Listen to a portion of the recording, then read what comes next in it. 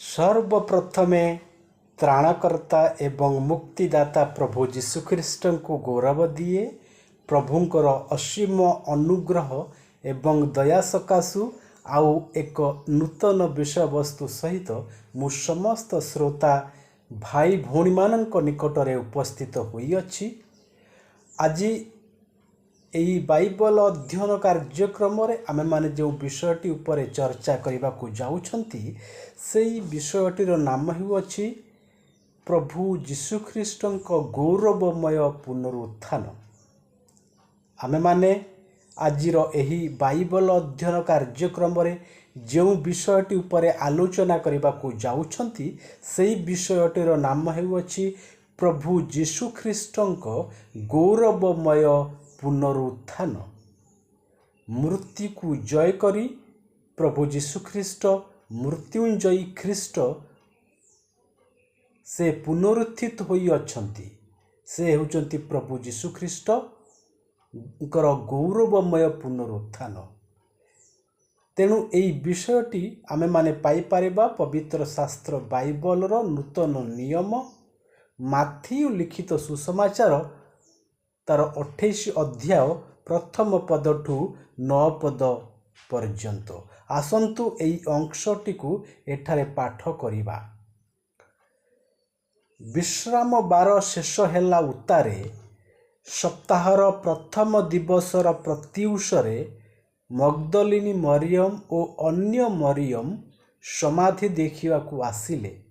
आउ देख महाभूमिकंप हेला, कारण प्रभुंकर जड़े दूत स्वर्गरु ओह्लाई आसी सेई पत्थर खंडिक गड़ाई देई ता उपरे बसिले।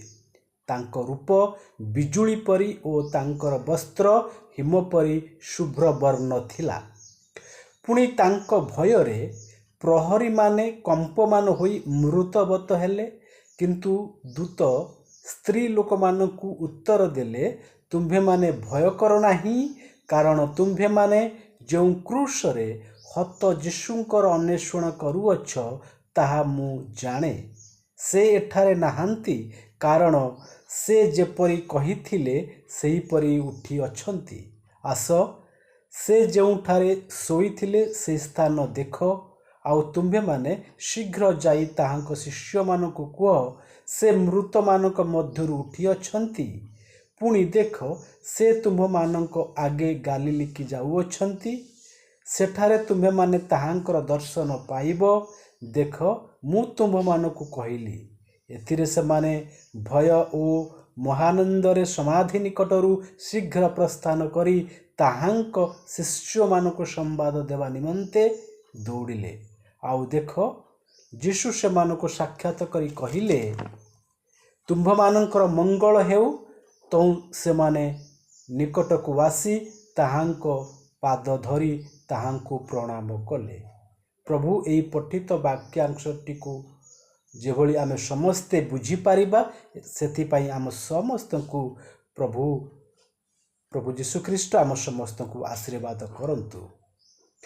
ख्रीष्ट रे मोर प्रिय भाई भौणी माने, आमे माने जो अंशटी को एठारे पाठ कले एवं जो विषयटी उपरे आमे आज चर्चा करबा को जाउछंती, ए जो विषयटी रो नाम हेउछि प्रभु जीशुख्रीष्ट गौरवमय पुनरुत्थान। मृत्यु को जय करी प्रभु जीशुख्रीष्ट से मृत्युंजयी ख्रीष्ट भावरे परिगणित होइअछंती, बा से मृत्यु को जय करी से मृत्युंजयी ख्रीष्ट अटंती। से पुनरुत्थित होइअछंती, पुनर्जीवित होइअछंती। सेही प्रभु जीशुख्रीष्ट गौरवमय पुनरुत्थान विषय आज आम्भे माने चर्चा करने को जाउछंती। ए जो पवित्र शास्त्र बाइबल रे आमे माथ्यू लिखित सुसमाचार तार 28 अध्याय रे ए जो अंशटी को आमे पाठ कले, एई अंशटी को मध्य आमे माने पवित्र शास्त्र बाइबल रो नूतन नियम सुसमाचार मार्क लिखित सुसमाचार तार 16 अध्याय रे पाइबा एवं लूक लिखित सुसमाचार तार 24 अध्याय प्रथम पद टू 12 पद ମଧ୍ୟରେ ଏହି ଅଂଶଟିକୁ ମଧ୍ୟ ଆମେ ପାଇପାରିବା। ତେଣୁ ଏହି ଅଂଶଟିକୁ ଆମେମାନେ ଏଠାରେ ଯେଉଁ ପାଠ କଲେ, ଏହି ଅଂଶଟି ପ୍ରଭୁ ଯୀଶୁଖ୍ରୀଷ୍ଟଙ୍କର ପୁନରୁତ୍ଥାନ ବିଷୟରେ ଲେଖାଯାଇଛି। ଏଠାରେ ପ୍ରଭୁ ଯୀଶୁଖ୍ରୀଷ୍ଟ ସେହି କ୍ରୁଶୀୟ ମୃତ୍ୟୁ ପରେ ସେ ତୃତୀୟ ଦିନରେ ସେ ମୃତ୍ୟୁର ନାହୁଡ଼କୁ ଭାଙ୍ଗି ମୃତ୍ୟୁକୁ ପରାସ୍ତ କରି ସେ ପୁନର୍ଜୀବିତ ହୋଇଥିଲେ ବା ପୁନରୁତ୍ଥିତ ସେ ହୋଇଥିଲେ। ଏଠାରେ ଏହିପରି ଲେଖାଯାଏ କି ବିଶ୍ରାମ ବାର ଶେଷ ହେଲା ଉତ୍ତାରେ ସପ୍ତାହର ପ୍ରଥମ ଦିବସର ପ୍ରତ୍ୟୁଷରେ ମଗ୍ଦଲିନୀ ମରିୟମ ଓ ଅନ୍ୟ ମରିୟମ ସମାଧି ଦେଖିବାକୁ ଆସିଲେ। ଦେଖନ୍ତୁ, ସେ ପ୍ରଭୁ ଯୀଶୁଖ୍ରୀଷ୍ଟଙ୍କର ସେହି କ୍ରୁଶୀୟ କାଲବରୀ କ୍ରୁଶରେ କ୍ରୁଶୀୟ ମୃତ୍ୟୁ ପରେ ତାଙ୍କୁ ତାଙ୍କର ଶିଷ୍ୟମାନେ ସମାଧି ଦେଇଥିଲେ। ଆଉ ତୃତୀୟ ଦିନରେ ଏଠାରେ ଲେଖାଯାଇଛି ବିଶ୍ରାମ ବାର ଶେଷ ହେଲା ଉତ୍ତାରେ, ତାମାନେ ଶୁକ୍ରବାରରେ ତାଙ୍କୁ ସେ ଯେଉଁ ଗୁଡ୍ ଫ୍ରାଇଡେ ଶୁଭ ଶୁକ୍ରବାର ଦିନ ପ୍ରଭୁ ଯୀଶୁଖ୍ରୀଷ୍ଟଙ୍କୁ କାଲବରୀ କ୍ରୁଶରେ ସେ କ୍ରୁଶୀୟ ମୃତ୍ୟୁ ଦେବା ପରେ ତାପରେ ତାର ସେଇ 3 ଦିନ ଭିତରେ ଶନିବାର ରବିବାର, ଶୁକ୍ରବାର ଶନି ରବିବାର, ସେଇ ରବିବାର ବିଶ୍ରାମ ବାରର ଶେଷ ହେଲା ଉତ୍ତାରେ ସପ୍ତାହର ପ୍ରଥମ ଦିବସ ରବିବାରକୁ କୁହାଯାଏ। ସେଇ ରବିବାରର ପ୍ରତ୍ୟୁଷରେ ବଡ଼ି ଭୋରୁ ମଗ୍ଦଲିନୀ ମରିୟମ ଓ ଅନ୍ୟ ମରିୟମ ସମାଧି ଦେଖିବାକୁ ଆସିଲେ। ମଗ୍ଦଲିନୀ ମରିୟମ ଓ ଅନ୍ୟ ମରିୟମ ସମାଧି ଦେଖିବାକୁ ଆସିଲେ। ଆଉ ଦେଖ, ମହାଭୂମିକମ୍ପ ହେଲା, କାରଣ ପ୍ରଭୁଙ୍କର ଜଣେ ଦୂତ ସ୍ୱର୍ଗରୁ ଓହ୍ଲାଇ ଆସି ସେହି ପଥର ଖଣ୍ଡିକ ଗଡ଼ାଇ ଦେଇ ତା ଉପରେ ବସିଲେ। ତାଙ୍କ ରୂପ ବିଜୁଳି ପରି ଓ ତାଙ୍କର ବସ୍ତ୍ର ହିମ ପରି ଶୁଭ୍ର ବର୍ଣ୍ଣ ଥିଲା। ତ ପ୍ରଭୁ ଯୀଶୁଖ୍ରୀଷ୍ଟ ମୃତ୍ୟୁର ତୃତୀୟ ଦିନରେ ସେ ସେହି ମୃତ୍ୟୁର ନାଉଡ଼ ଭାଙ୍ଗି ସେ ସମାଧିରୁ ପୁନରୁତ୍ଥିତ ହୋଇଥିଲେ, ଜି ଉଠିଥିଲେ। ଆଉ ମଗ୍ଦଲିନୀ ମରିୟମ, ଅନ୍ୟ ମରିୟମ ସେ ପ୍ରଭୁ ଯୀଶୁଖ୍ରୀଷ୍ଟଙ୍କୁ ଦେଖିବା ପାଇଁ ସେ ସମାଧି ସ୍ଥଳକୁ ଆସିଥିଲେ। ସେ ସମାଧି ପାଖରେ ରୋମିଓ ସୈନିକମାନେ ପ୍ରହରା ଦେଉଥିଲେ। ଏଠାରେ ଏହିପରି ଲେଖାଯାଇଛି, ପୁଣି ତାଙ୍କ ଭୟରେ ପ୍ରହରୀମାନେ କମ୍ପମାନ ହୋଇ ମୃତବତ ହେଲେ। ଯେତେବେଳେ ସ୍ୱର୍ଗରୁ ଦୂତ ଓହ୍ଲାଇ ସେହି ସମାଧି ଆଗରେ ଯେଉଁ ବଡ଼ ପଥର ଖଣ୍ଡେ ସେମାନେ ରଖିଥିଲେ ସୁରକ୍ଷା ପାଇଁ, ସେହି ପଥର ଖଣ୍ଡିକକୁ ଗଡ଼ାଇ ଦେଇ ସେହି ସ୍ୱର୍ଗର ଦୂତ ସେ ପଥର ଉପରେ ବସିଲେ। ଆଉ ତାଙ୍କ ରୂପ ବିଜୁଳି ପରି ଓ ତାଙ୍କର ବସ୍ତ୍ର ହିମ ପରି ଶୁଭ୍ର ବର୍ଣ୍ଣ ଥିଲା। ଆଉ ପୁଣି ସେହି ଦୂତଙ୍କ ଭୟରେ ପ୍ରହରୀମାନେ କମ୍ପମାନ ହୋଇ ମୃତବତ ହେଲେ। କାହିଁକି? ଯେତେବେଳେ ସ୍ୱର୍ଗର ଦୂତ ସେହି ସମାଧି ସ୍ଥଳକୁ ଆସିଲେ ବା ସ୍ୱର୍ଗରୁ ଯେତେବେଳେ ସେ ପୃଥିବୀ ପୃଷ୍ଠକୁ ଆସିଲେ, ମହାଭୂମିକମ୍ପ ହେଲା ବୋଲି ଲେଖାଯାଇଛି। ଆଉ ସେହି ଭୂମିକମ୍ପ ହେବା ଦ୍ୱାରା ତେଣୁ ସେ ଯେଉଁ ପ୍ରହରୀମାନେ ସେ ସ୍ୱର୍ଗଦୂତଙ୍କ ଭୟରେ କମ୍ପମାନ ହୋଇ ମୃତବତ ହେଲେ, ସେମାନେ ମୃତବତ ହୋଇଗଲେ। କିନ୍ତୁ ଦୂତ ସ୍ତ୍ରୀ ଲୋକମାନଙ୍କୁ ଉତ୍ତର ଦେଲେ, ତୁମ୍ଭେମାନେ ଭୟ କର ନାହିଁ, କାରଣ ତୁମ୍ଭେମାନେ ଯେ କ୍ରୁଶରେ ହତ ଯୀଶୁଙ୍କର ଅନ୍ୱେଷଣ କରୁଅଛ, ତାହା ମୁଁ ଜାଣେ। ସେ ଏଠାରେ ନାହାନ୍ତି, କାରଣ ସେ ଯେପରି କହିଥିଲେ ସେହିପରି ସେ ଉଠି ଅଛନ୍ତି। ପ୍ରଭୁ ଯୀଶୁଖ୍ରୀଷ୍ଟ ସେ ମୃତ୍ୟୁଞ୍ଜୟୀ ଖ୍ରୀଷ୍ଟ, ଆଉ ସେ ମୃତ୍ୟୁକୁ ଜୟ କରି ସେ ପୁନରୁତ୍ଥିତ ହୋଇଅଛନ୍ତି ବୋଲି ସ୍ୱର୍ଗର ଦୂତ ସେଇ ମଗ୍ଦଲିନୀ ମରିୟମ ଓ ଅନ୍ୟ ମରିୟମକୁ ଖବର ଦେଲେ ବା ବାର୍ତ୍ତା ଦେଲେ। ତେଣୁ ଏଇ ଯେଉଁ ପ୍ରଭୁ ଯୀଶୁଖ୍ରୀଷ୍ଟ ସେ ମୃତ୍ୟୁର ନାହୁଡ଼କୁ ଭାଙ୍ଗି ମୃତ୍ୟୁର ତୃତୀୟ ଦିବସରେ ସେ ଜି ଉଠିଥିଲେ। ପ୍ରଭୁ ଯୀଶୁଖ୍ରୀଷ୍ଟ ଯେଉଁ ସମାଧିରେ ତାଙ୍କୁ ସମାଧି ସେମାନେ ଦେଇଥିଲେ, ସେ ସମାଧି ଏ ପର୍ଯ୍ୟନ୍ତ ଖୋଲା ପଡ଼ିଛି ଆଜ୍ଞା। ସେ ସମାଧି ବନ୍ଦ ନାହିଁ। ଏ ଜଗତରେ ଯେତେ ଜଣ ଏ ଜଗତକୁ ଆସିଲେ, ରାଜା ମହାରାଜା ମୁନି ସାଧୁ ସନ୍ଥ ଏବଂ ବିଭିନ୍ନ ପ୍ରକାର ଯେଉଁ ଅବତାର ମହାପୁରୁଷ ଧର୍ମଗୁରୁ ସମସ୍ତେ ମୃତ୍ୟୁବରଣ କଲେ, ଆଉ ସମସ୍ତେ ସମାଧି ପ୍ରାପ୍ତ ହେଲେ, ଆଉ ସମସ୍ତଙ୍କ ସମାଧି ବନ୍ଦ ଅଛି। କିନ୍ତୁ ପ୍ରଭୁ ଯୀଶୁଖ୍ରୀଷ୍ଟ ସେ ମୃତ୍ୟୁବରଣ କଲା ପରେ ତାଙ୍କୁ ସମାଧି ଦିଆଯାଇଥିଲା, ଆଉ ତାଙ୍କ ମୃତ୍ୟୁର ତୃତୀୟ ଦିନରେ ସେ ସମାଧିରୁ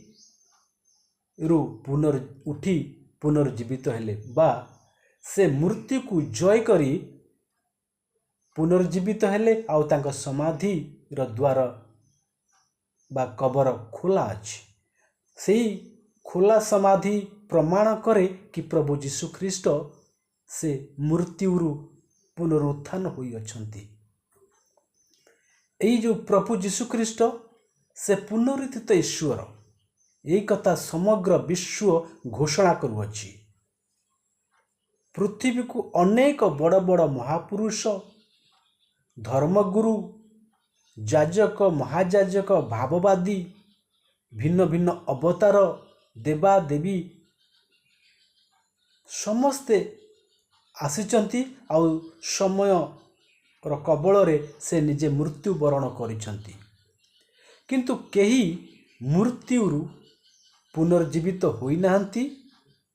ସମୟରେ ସମୟ ଆସିବାରୁ ସେମାନେ ସମସ୍ତେ ମୃତ୍ୟୁର କବଳରେ ପଡ଼ିଯାଇଥିଲେ।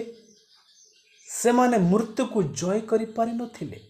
କିନ୍ତୁ ଈଶ୍ୱରଙ୍କର ପୁତ୍ର ପ୍ରଭୁ ଯୀଶୁଖ୍ରୀଷ୍ଟ ମୃତ୍ୟୁକୁ ପରାସ୍ତ କରି ସେ ପୁନର୍ଜୀବିତ ହୋଇଥିଲେ। ଯୀଶୁଖ୍ରୀଷ୍ଟ ଏ ଜଗତରେ ଅବତୀର୍ଣ୍ଣ ହେଲେ ପାପୀର ପାପ ପାଇଁ ପ୍ରାୟଶ୍ଚିତ ଜନକ ମୃତ୍ୟୁ ବରଣ କରି ତୃତୀୟ ଦିନରେ ସେ ପୁନର୍ଜୀବିତ ହେଲେ। ଏହା ଖ୍ରୀଷ୍ଟୀୟ ବିଶ୍ୱାସର ମୂଳ ଭିତ୍ତି ଅଟେ ଆଜ୍ଞା। ତେଣୁ ପ୍ରଭୁ ଯୀଶୁଖ୍ରୀଷ୍ଟ ଏ ଜଗତରେ ସାଧାରଣ ମନୁଷ୍ୟ ଭାବରେ ମନୁଷ୍ୟମାନଙ୍କର ପାପକୁ ମୁକ୍ତି କରିବାକୁ ଯାଇ ସେ ସାଧାରଣ ମନୁଷ୍ୟ ଭାବରେ ଏ ସଂସାରରେ ଜଗତରେ ଜନ୍ମଗ୍ରହଣ କରିଥିଲେ, ଆଉ ସେ ମୃତ୍ୟୁବରଣ କରିଥିଲେ, ଆଉ ମୃତ୍ୟୁ ପରେ ତୃତୀୟ ଦିନରେ ସେ ପୁନର୍ଜୀବିତ ବା ପୁନରୁତ୍ଥିତ ହୋଇଥିଲେ। ପ୍ରଭୁ ଯୀଶୁଖ୍ରୀଷ୍ଟ ଶାସ୍ତ୍ର ଅନୁସାରେ ଆମ୍ଭମାନଙ୍କ ପାପ ନିମନ୍ତେ ମୃତ୍ୟୁ ଭୋଗ କଲେ, ସମାଧି ପ୍ରାପ୍ତ ହେଲେ, ଶାସ୍ତ୍ର ଅନୁସାରେ ତୃତୀୟ ଦିବସରେ ଉତ୍ଥିତ ହେଲେ। ତେଣୁ ପ୍ରଭୁ ଯୀଶୁଖ୍ରୀଷ୍ଟଙ୍କର ଜନ୍ମ, ମୃତ୍ୟୁ, ପୁନରୁତ୍ଥାନ ଏବଂ ତାହାଙ୍କର ଦ୍ୱିତୀୟ ଆଗମନ ଶାସ୍ତ୍ର ଅନୁସାରେ ଘଟିଛି ଆଜ୍ଞା। ସେଇ ଶାସ୍ତ୍ର ଅନୁସାରେ ପ୍ରଭୁ ଯୀଶୁଖ୍ରୀଷ୍ଟ ଏ ଜଗତକୁ ବା ଏ ଜଗତରେ ଜନ୍ମଗ୍ରହଣ କରିଥିଲେ ଏବଂ ସେଇ କାଲବରୀ କ୍ରୁଶରେ କ୍ରୁଶୀୟ ମୃତ୍ୟୁବରଣ କରିଥିଲେ ଏବଂ ମୃତ୍ୟୁ ଉତ୍ତାରେ ତୃତୀୟ ଦିନରେ ସେ ଜି ଉଠିଥିଲେ ଏବଂ ତାଙ୍କର ପୁନରାଗମନ ନିଶ୍ଚିନ୍ତ। ଏ ବିଷୟ ପ୍ରଭୁ ଯୀଶୁଖ୍ରୀଷ୍ଟଙ୍କର ଜନ୍ମର 700 ବର୍ଷ ପୂର୍ବରୁ ବିଭିନ୍ନ ଭବିଷ୍ୟତ ବକ୍ତାଙ୍କ ଦ୍ୱାରା ଉଲ୍ଲେଖ କରାଯାଇଥିଲା ଆଜ୍ଞା। ପ୍ରଭୁ ଯୀଶୁଖ୍ରୀଷ୍ଟଙ୍କର ଜନ୍ମର 700 ବର୍ଷ ପୂର୍ବରୁ ପ୍ରଭୁ ଯୀଶୁଖ୍ରୀଷ୍ଟଙ୍କର ଜନ୍ମ ଏବଂ ତାଙ୍କର ସେ କ୍ରୁଶୀୟ ମୃତ୍ୟୁ ଏବଂ ପୁନରୁତ୍ଥାନ ଏବଂ ତାଙ୍କର ଦ୍ୱିତୀୟ ଆଗମନ ବିଷୟରେ ବାଇବଲରେ, ପବିତ୍ର ଶାସ୍ତ୍ରରେ ଓ ବିଭିନ୍ନ ପ୍ରାଚୀନ ଧର୍ମଶାସ୍ତ୍ର ମାନଙ୍କରେ ଆରମ୍ଭରୁ ଭବିଷ୍ୟତ ବକ୍ତାମାନଙ୍କ ଦ୍ୱାରା ଉଲ୍ଲେଖ କରାଯାଇଥିଲା। ତେଣୁ ପ୍ରଭୁ ଯୀଶୁଖ୍ରୀଷ୍ଟଙ୍କର ଯେଉଁ ପୁନରୁତ୍ଥାନ ସେ ବିଷୟରେ ପବିତ୍ର ଶାସ୍ତ୍ର ବାଇବଲରେ ମଧ୍ୟ ବର୍ଣ୍ଣନା କରାଯାଇଅଛି। ପ୍ରଭୁ ଯୀଶୁଖ୍ରୀଷ୍ଟ जन्म, प्रभु जीशुख्रीष्टर मृत्यु एवं पुनरुत्थान एवं ताहांको द्वितीय आगमन विभिन्न धर्मशास्त्र मानकरे वर्णना करा जाई अछि। मुझे भली आपण मानकु कहिली पवित्र शास्त्र बाइबल रो जिशाय भविष्यत वक्तांक द्वारा यही पर लेखा जाइछि। ए विषय आपण पाइबे जिशाय भविष्यत वक्तांक द्वारा लिखित भविष्यत पुस्तक 53 अध्याय 10 पदरे एठार यही परि लेखा जाई अछि, तथापि ताहांकु चूर्ण करिबाकू सदा प्रभुंकर अभिमत हेला। से ताहांकु दुखग्रस्त करिअछंती, तुंबे ताहांक प्राण को पापार्थक बलि कले। से अपना वंश देखिबे, से दीर्घायु हेबे और ताहांक हस्तरे सदा प्रभुंकर इष्ट सिद्ध हेब। ये जो विषयटी आमे पाठ कले प्रभु जीशुख्रीष्टंकर मृत्यु विषय रे वर्णना करा जाई अछि।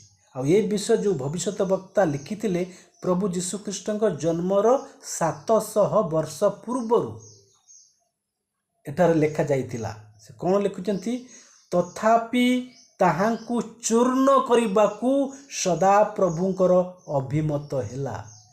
पिता ईश्वर प्रभु जीशुख्रीष्टंकु चूर्ण करिबाकू तांकु काल्वरी क्रूसरे क्रूसीय मृत्यु भोग करिबाकू ये सदा प्रभुंकर अभिमत हेला। देखंतु प्रभुंकर सदा प्रभुंकर योजना थिला से तांकर एकमात्र अद्वितीय पुत्र प्रभु जीशुख्रीष्टंकु से चूर्ण करिवे। से क्रूसरे तांकर प्राण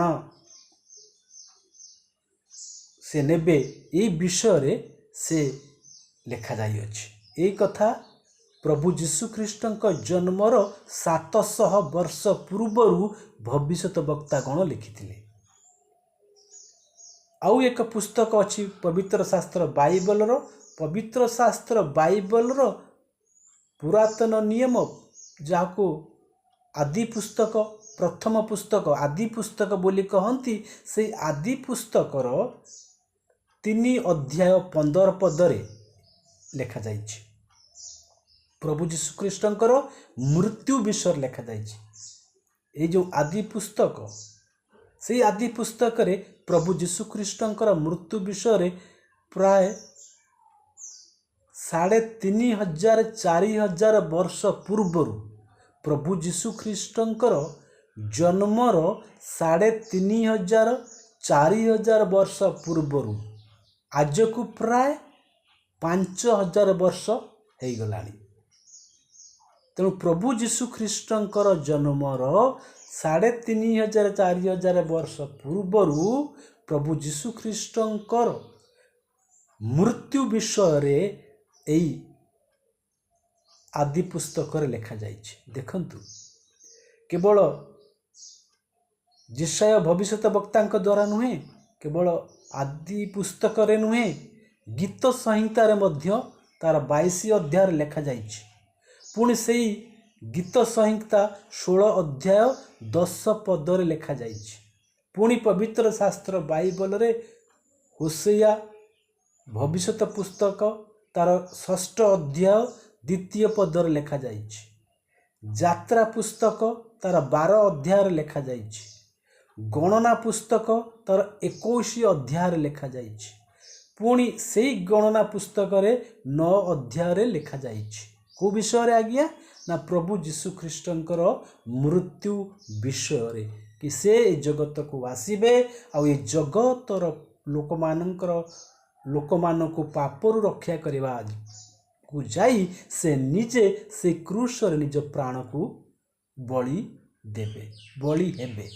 देखंतु तेणु ए विषय रे प्रभु जीशुख्रीष्टंक विषय लेखा जाइछि। ଏବଂ ପ୍ରଭୁ ଯୀଶୁଖ୍ରୀଷ୍ଟ ନିଜେ ମଧ୍ୟ କହିଥିଲେ ତାଙ୍କ ମୃତ୍ୟୁ ବିଷୟରେ। ପ୍ରଭୁ ଯୀଶୁଖ୍ରୀଷ୍ଟ ତାଙ୍କ ନିଜର ମୃତ୍ୟୁ ବିଷୟରେ ମଧ୍ୟ ସେ ଭବିଷ୍ୟତବାଣୀ କରିଥିଲେ। ସେ କହିଥିଲେ, ଏ ବିଷୟରେ ଆମେ ପାଇବା ପବିତ୍ର ଶାସ୍ତ୍ର ମାର୍କ ଲିଖିତ ସୁସମାଚାର ତାର 8 ଅଧ୍ୟାୟ 31 ପଦରେ ମଧ୍ୟ ଆମେ ଏ ବିଷୟରେ ପାଇବା। ପ୍ରଭୁ ଯୀଶୁଖ୍ରୀଷ୍ଟ ନିଜେ ତାଙ୍କ ମୃତ୍ୟୁ ବିଷୟରେ ସେ ଭବିଷ୍ୟତବାଣୀ କରିଥିଲେ। ଆସନ୍ତୁ ସେହି ଅଂଶଟିକୁ ଆମେମାନେ ଏଠାରେ ପାଠ କରିବା। ଏଇଠାରେ ଏହିପରି ଲେଖାଯାଇଅଛି, ଆଉ ସେ ସେମାନଙ୍କୁ ଶିକ୍ଷା ଦେବାକୁ ଲାଗିଲେ ଯେ ମନୁଷ୍ୟ ପୁତ୍ରଙ୍କୁ ଅବଶ୍ୟ ବହୁତ ଦୁଃଖ ଭୋଗ କରିବାକୁ ହେବ ଏବଂ ପ୍ରାଚୀନ ପ୍ରଧାନ ଯାଜକ ଓ ଶାସ୍ତ୍ରୀମାନଙ୍କ ଦ୍ୱାରା ଅଗ୍ରାହ୍ୟ ହୋଇ ହତ ହେବାକୁ ହେବ, ପୁଣି 3 ଦିନ ପରେ ପୁନରୁତ୍ଥାନ କରିବାକୁ ହେବ। ଦେଖନ୍ତୁ, ପ୍ରଭୁ ଯୀଶୁଖ୍ରୀଷ୍ଟ ତାଙ୍କର ମୃତ୍ୟୁ ଏବଂ ମୃତ୍ୟୁ ପରେ ସେ ପୁଣି ପୁନରୁତ୍ଥିତ ହେବେ, ପୁନର୍ଜୀବିତ ହେବେ, ସେ ନିଜେ କହୁଛନ୍ତି। ଏଠାରେ ଲେଖାଯାଇଛି କି ସେ ଅବଶ୍ୟ ବହୁତ ଦୁଃଖ ଭୋଗ କରିବାକୁ ହେବ ଓ ପ୍ରାଚୀନ ପ୍ରଧାନ ଯାଜକ ଓ ଶାସ୍ତ୍ରୀମାନଙ୍କ ଦ୍ୱାରା ଅଗ୍ରାହ୍ୟ ହୋଇ ହତ ହେବାକୁ ହେବ, ତାଙ୍କୁ ମୃତ୍ୟୁବରଣ କରିବାକୁ ହେବ, ପୁଣି 3 ଦିନ ପରେ ପୁନରୁତ୍ଥାନ କରିବାକୁ ହେବ। ଦେଖନ୍ତୁ, ପ୍ରଭୁ ଯୀଶୁଖ୍ରୀଷ୍ଟ ନିଜେ ସେ କହିଛନ୍ତି। ଯେତେବେଳେ ପ୍ରଭୁ ଯୀଶୁଖ୍ରୀଷ୍ଟ ଏ ଜଗତରେ ଥିଲେ, ସେ ଫାରୁସୀମାନଙ୍କୁ, ଧର୍ମଯାଜକମାନଙ୍କୁ, ଧର୍ମଗୁରୁମାନଙ୍କୁ, ଯିହୁଦୀର ଧର୍ମଗୁରୁମାନଙ୍କୁ ସେ କହୁଥିଲେ, କ'ଣ କହୁଥିଲେ ନା, ସେ କହୁଥିଲେ କି ଆପଣମାନେ ଏ ସମସ୍ତ ଧର୍ମଶାସ୍ତ୍ର ପାଠ କରୁଛନ୍ତି କାହିଁକି ନା ଆପଣ ଭାବୁଛନ୍ତି ଏହିସବୁ ଧର୍ମଶାସ୍ତ୍ର ପାଠ କରି ଆପଣ ଆତ୍ମାର ମୁକ୍ତି ପାଇବେ ବା ସ୍ୱର୍ଗକୁ ଯିବେ। କିନ୍ତୁ ଏଇ ଯେଉଁ ଧର୍ମଶାସ୍ତ୍ର ମାନ ଆପଣ ପାଠ କରୁଛନ୍ତି, ସେଇ ଧର୍ମଶାସ୍ତ୍ର ମାନେ ବା ସବୁ ଧର୍ମଶାସ୍ତ୍ର ମାନଙ୍କରେ ମୋ ବିଷୟରେ ଲେଖାଯାଇଛି, କିନ୍ତୁ ଆପଣମାନେ ମୋ ପାଖକୁ ଆସୁନାହାନ୍ତି, ମୋତେ ବିଶ୍ୱାସ କରୁନାହାନ୍ତି। ତାହେଲେ ଆପଣଙ୍କ ଆତ୍ମା କେମିତି ମୁକ୍ତି ପାଇବ ବା ତୁମମାନଙ୍କର ଆତ୍ମା କେମିତି ମୁକ୍ତି ପାଇବ? ଯିହୁଦୀ ଧର୍ମଗୁରୁମାନେ ସେମାନେ ବିଭିନ୍ନ ତାଙ୍କ ଧର୍ମର ଶାସ୍ତ୍ର ଉପରେ ବହୁତ ପାଣ୍ଡିତ୍ୟ ଥିଲା, ଆଉ ସେମାନେ ଦିନ ରାତି ଧର୍ମଶାସ୍ତ୍ର ପାଠ କରୁଥିଲେ ଆଉ ଭାବୁଥିଲେ ଏସବୁ ଧର୍ମଶାସ୍ତ୍ର ପାଠ କରି ତାଙ୍କ ଆତ୍ମାର ମୋକ୍ଷ ପାଇବ ବା ସେମାନେ ମୁକ୍ତି ପାଇବେ ବା ସେ ଈଶ୍ୱରଙ୍କ ଖୁସି କରିବେ। କିନ୍ତୁ ସେଇ ଧର୍ମଶାସ୍ତ୍ର ମାନଙ୍କରେ ପ୍ରଭୁ ଯୀଶୁଖ୍ରୀଷ୍ଟଙ୍କ ବିଷୟରେ ଲେଖା ଅଛି ବୋଲି ପ୍ରଭୁ ଯୀଶୁଖ୍ରୀଷ୍ଟ ନିଜେ କହୁଛନ୍ତି।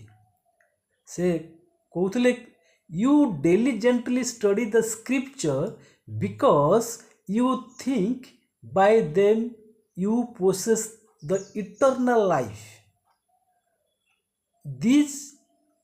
All these scriptures, or these are the scriptures that testifies about me, but you are not coming to me.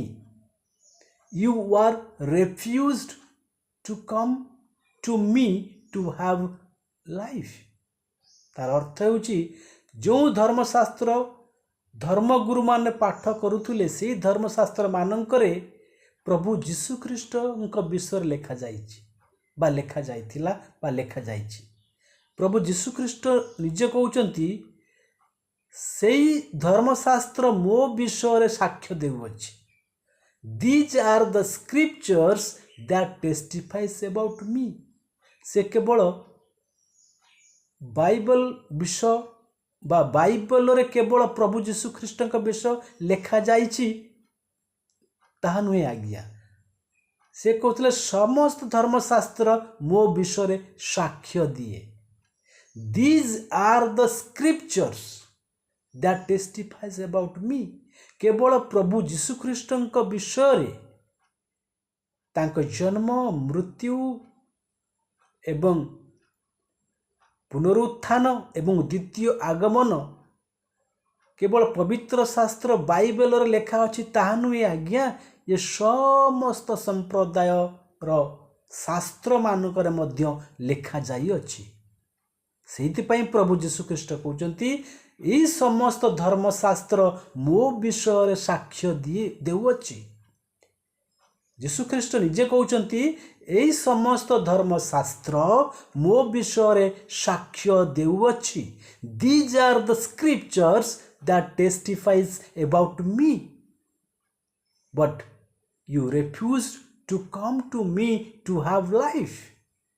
किंतु तमे माने मो पाखक आसिया पाई चाहूना बा मते तमे माने तिरस्कार करूअछ। देखंतु प्रभु जीशुख्रीष्टଙ୍କ विषय पवित्र शास्त्र बाइबलर सहित अन्य धर्म पुस्तक मानकरे मध्य लेखा जाइअछि एवं से समस्त धर्मशास्त्र प्रभु जीशुख्रीष्टଙ୍କ विषय साक्ष्य देउअछि आज्ञा। तेणु मु पढ़िली बाइबलर विभिन्न प्रकार जो पुस्तक पवित्र शास्त्र बाइबल रे 66 बुक अच्छी 66 पुस्तक। से 66 पुस्तक रे प्रभु जीशुख्रीष्टଙ୍କ विषय वर्णना करा जाइछि। आउ ए 66 पुस्तक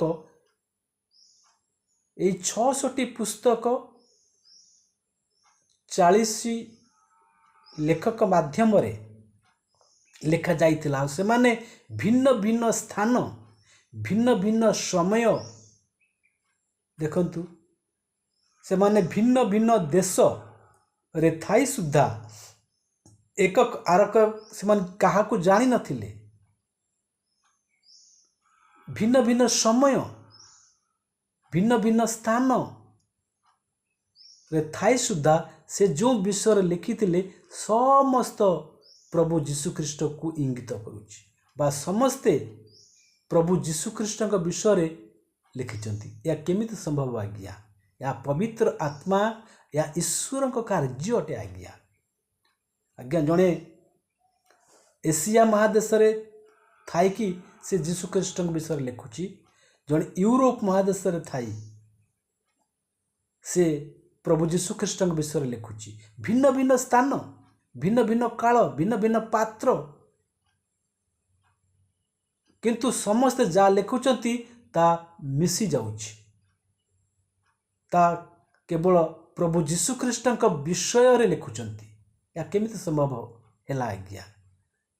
या ईश्वर कार्य होइथिबारु या पवित्र आत्मा को कार्य होइथिबारु बा सेई भिन्न भिन्न लेखक पवित्र आत्मा को द्वारा चालित होइथिबारु ईश्वर आत्मा को द्वारा चालित होई से लिखिथिबारु समस्त को लेखा एक आरक रे मिसी जाउछि। आ समस्ते सेही जणे प्रभु जीशुख्रीष्ट विषय से man लिखिचंती। देखंतु आज्ञा पवित्र शास्त्र बाइबल एथिपाई विश्वास योग्य पुस्तक अटे। केवल पवित्र शास्त्र बाइबल रे नुहे आज्ञा। प्रभु जीशुख्रीष्ट विषय केवल पवित्र शास्त्र बाइबल रे भिन्न भिन्न पुस्तक रे 66 पुस्तक रे लेखा जाइछि ताहा नुह। या ऋग्वेद रे मध्ये लेखा जाइछि। आम प्राचीनतम वेद हेउछि ऋग्वेद। ए ऋग्वेद रे दशम मंडल ऋग्वेदर दशम मंडल तार 90 सूक्त 7 नंबर श्लोक रे से प्रभु जीशुख्रीष्ट विषय लेखा जाइछि। भगवत गीता डायरेक्ट लेखा जाइछि ताहा मु कहूनी। आपण जदि ऋग्वेदर दशम मंडल 90 सूक्त 7 श्लोक को पाठ करिवे से प्रभु जीशु विषय वर्णना करे। प्रभु जीशुख्रीष्ट तांकर से କାଲବରୀ କୃଷ୍ୟ जो से कालबरी क्रूसरे निज जीवन को बलि देवे मनुष्य को पापरु मुक्त करेंगे से विषय वर्णना करे। भगवत गीता तार तृतीय अध्याय 13 नंबर श्लोक रे पुणी से भगवत गीता चतुर्थ अध्याय 31 नंबर श्लोक प्रभु जीशु ख्रीष्टंकर से क्रूस महायज्ञ विषय वर्णना करिथाए। ऋग्वेद बृहदारण्यक कोपनिषद 1:4-1 अध्याय मध्य लिखा जाइछि। यजुर्वेद रे तृतीय अध्याय 7:3-1 श्लोक नंबर लिखा जाइछि। ऋग्वेद रो ऐतरेय ब्राह्मणम तार द्वितीय अध्याय 6 नंबर श्लोक मध्य से ए विषय आलोचना करे। पुणी से ऋग्वेदर 31 अध्याय मध्य प्रभु जीशु ख्रीष्ट विषय वर्णना करे। तेणु एठारे मोर कहबार कथा हेउछि कि केवल पवित्र शास्त्र बाइबल नुह विभिन्न धर्म प्राचीन धर्मशास्त्र मानकरे प्रभु जीशु ख्रीष्टंकर जन्म एवं तांकर से कालबरी क्रूसरे क्रूस्य मृत्यु एवं मृत्युर तृतीय दिन रे पुनरुत्थान विषय एवं तांकर द्वितीय आगमन विषय रे चर्चा बा वर्णना करा जाई अछि। तेणु आमे माने देखिबा कि प्रभु जीशु ख्रीष्टंकर कालबरी क्रूसरे क्रूस्य मृत्यु परे से तृतीय दिन रे मृत्यु को जय करी से मृत्युंजयी ख्रीष्ट भावरे परिचित अटंती से विषय आमे आलोचना करिबा। प्रभु जीशु ख्रीष्टंकर क्रूस्य मृत्यु परे एवं तांकर समाधि परे जो माने तांकु से कालबरी क्रूसरे क्रूसार्पित करिथिले जो प्रधान याजक फारूसी माने सादुकी माने एवं जिहुदी धर्मगुरु माने आउ हेरोद पिलात ए समस्ते प्रभु जीशु ख्रीष्ट ऊपर जो दोषारोप करुथिले आउ तांकु से कालबरी क्रूसरे मृत्युवरण कराइथिले आ मृत्यु परे तांकु समाधि देवा परे मध्य से जाई से जो प्रधान याजक फारूसी माने से पिलात निकट को जाई कौन कहते आमे से विषय पढ़ा। ए विषय आमे पाइबा पवित्र शास्त्र बाइबल रो मार्क लिखित सुसमाचार तार 27 अध्याय 62 पद ठू 66 पद पर्यंत एटार एपरि लिखा जाई अछि। तही आर दिन अर्थात आयोजन दिवसर परवर्ती दिन प्रधान याजक और फारूसी माने पिलातଙ୍କ निकटरे एकत्र होई कहिले महाशय आम्भमानकर मने पड़ुअछि सेही प्रवंचक जीवित थिबा समय रे कहिथिला 3 दिन उतारे मु उठिबी। अतएव तृतीय दिवस पर्यंत समाधि सुरक्षित हेबा निमंते आज्ञा करंतु नोहिले केजाणी ताहार शिष्य माने आसी ताहांकु चोरी करी लोकंकु कहिबे से मृत मानक मध्यरु उठी अछंती ताहेले प्रथम प्रवंचना अपेक्षा शेष प्रवंचना अधिक मंद हेबो। पिलात सेमानकु कहिले पिलात जे राजांक पाखकु आसिकी से धर्म गुरु माने प्रधान याजक फारूसी माने निवेदन करचंती राजांकु हे महाशय कि आम मानकर मने पड़ुअछि से प्रवंचक जीशुंक विषय कहउचंती से जीवित थिबा समय कहिथिला कि 3 दिन उतारे मु उठिबी। तेणु महाशय आपण कौन करंतु ना अतएव तृतीय दिवस पर्यंत समाधि स्थल को सुरक्षित हेबा निमंते आज्ञा करंतु। देखंतु सेतिरे पिलात जे राजा से मानकु କହିଲେ, ତୁମ୍ଭମାନଙ୍କର ପ୍ରହରୀ ଦଳ ଅଛି, ତୁମ୍ଭେମାନେ ଯାଇ ଯଥାସାଧ୍ୟ ତା ସୁରକ୍ଷିତ କର। ତେଣୁ ସେମାନେ ଯାଇ ପ୍ରହରୀ ଦଳ ସହିତ ସେହି ପ୍ରସ୍ତରରେ ମୁଦ୍ରାଙ୍କ ଦେଇ ସମାଧି ସୁରକ୍ଷିତ କଲେ। ଦେଖନ୍ତୁ ଆଜ୍ଞା, ପ୍ରଭୁ ଯୀଶୁଖ୍ରୀଷ୍ଟଙ୍କୁ ସମାଧି ଦେବା ପରେ ସେଇ ସମାଧି ସ୍ଥଳକୁ ସେଇ ପ୍ରଧାନ ଯାଜକ ଫାରୁସୀମାନେ, ସେଇ ପିଲାତ ତାକୁ ସୁରକ୍ଷିତ କରିଛନ୍ତି। ରୋମୀୟ ସୈନିକମାନଙ୍କୁ ଆଦେଶ ଦେଇଛନ୍ତି ସେ ସମାଧିର ଚତୁଃପାର୍ଶ୍ୱରେ ସେମାନେ ପ୍ରହରା ଦେଉଛନ୍ତି, ଜଗୁଛନ୍ତି। ଆପଣ ଜାଣିଥିବେ ରୋମୀୟ ସୈନିକ କେତେ କଡ଼ା, ତାଙ୍କର ଶାସନ କେତେ କଡ଼ା। ସେଇ ରୋମୀୟ ସୈନ୍ୟମାନେ ଅସ୍ତ୍ରଶସ୍ତ୍ର ଧରି ସେଇ ଯୀଶୁଙ୍କ ସମାଧି ଚତୁଃପାର୍ଶ୍ୱରେ ପ୍ରହରା ଦେଉଛନ୍ତି।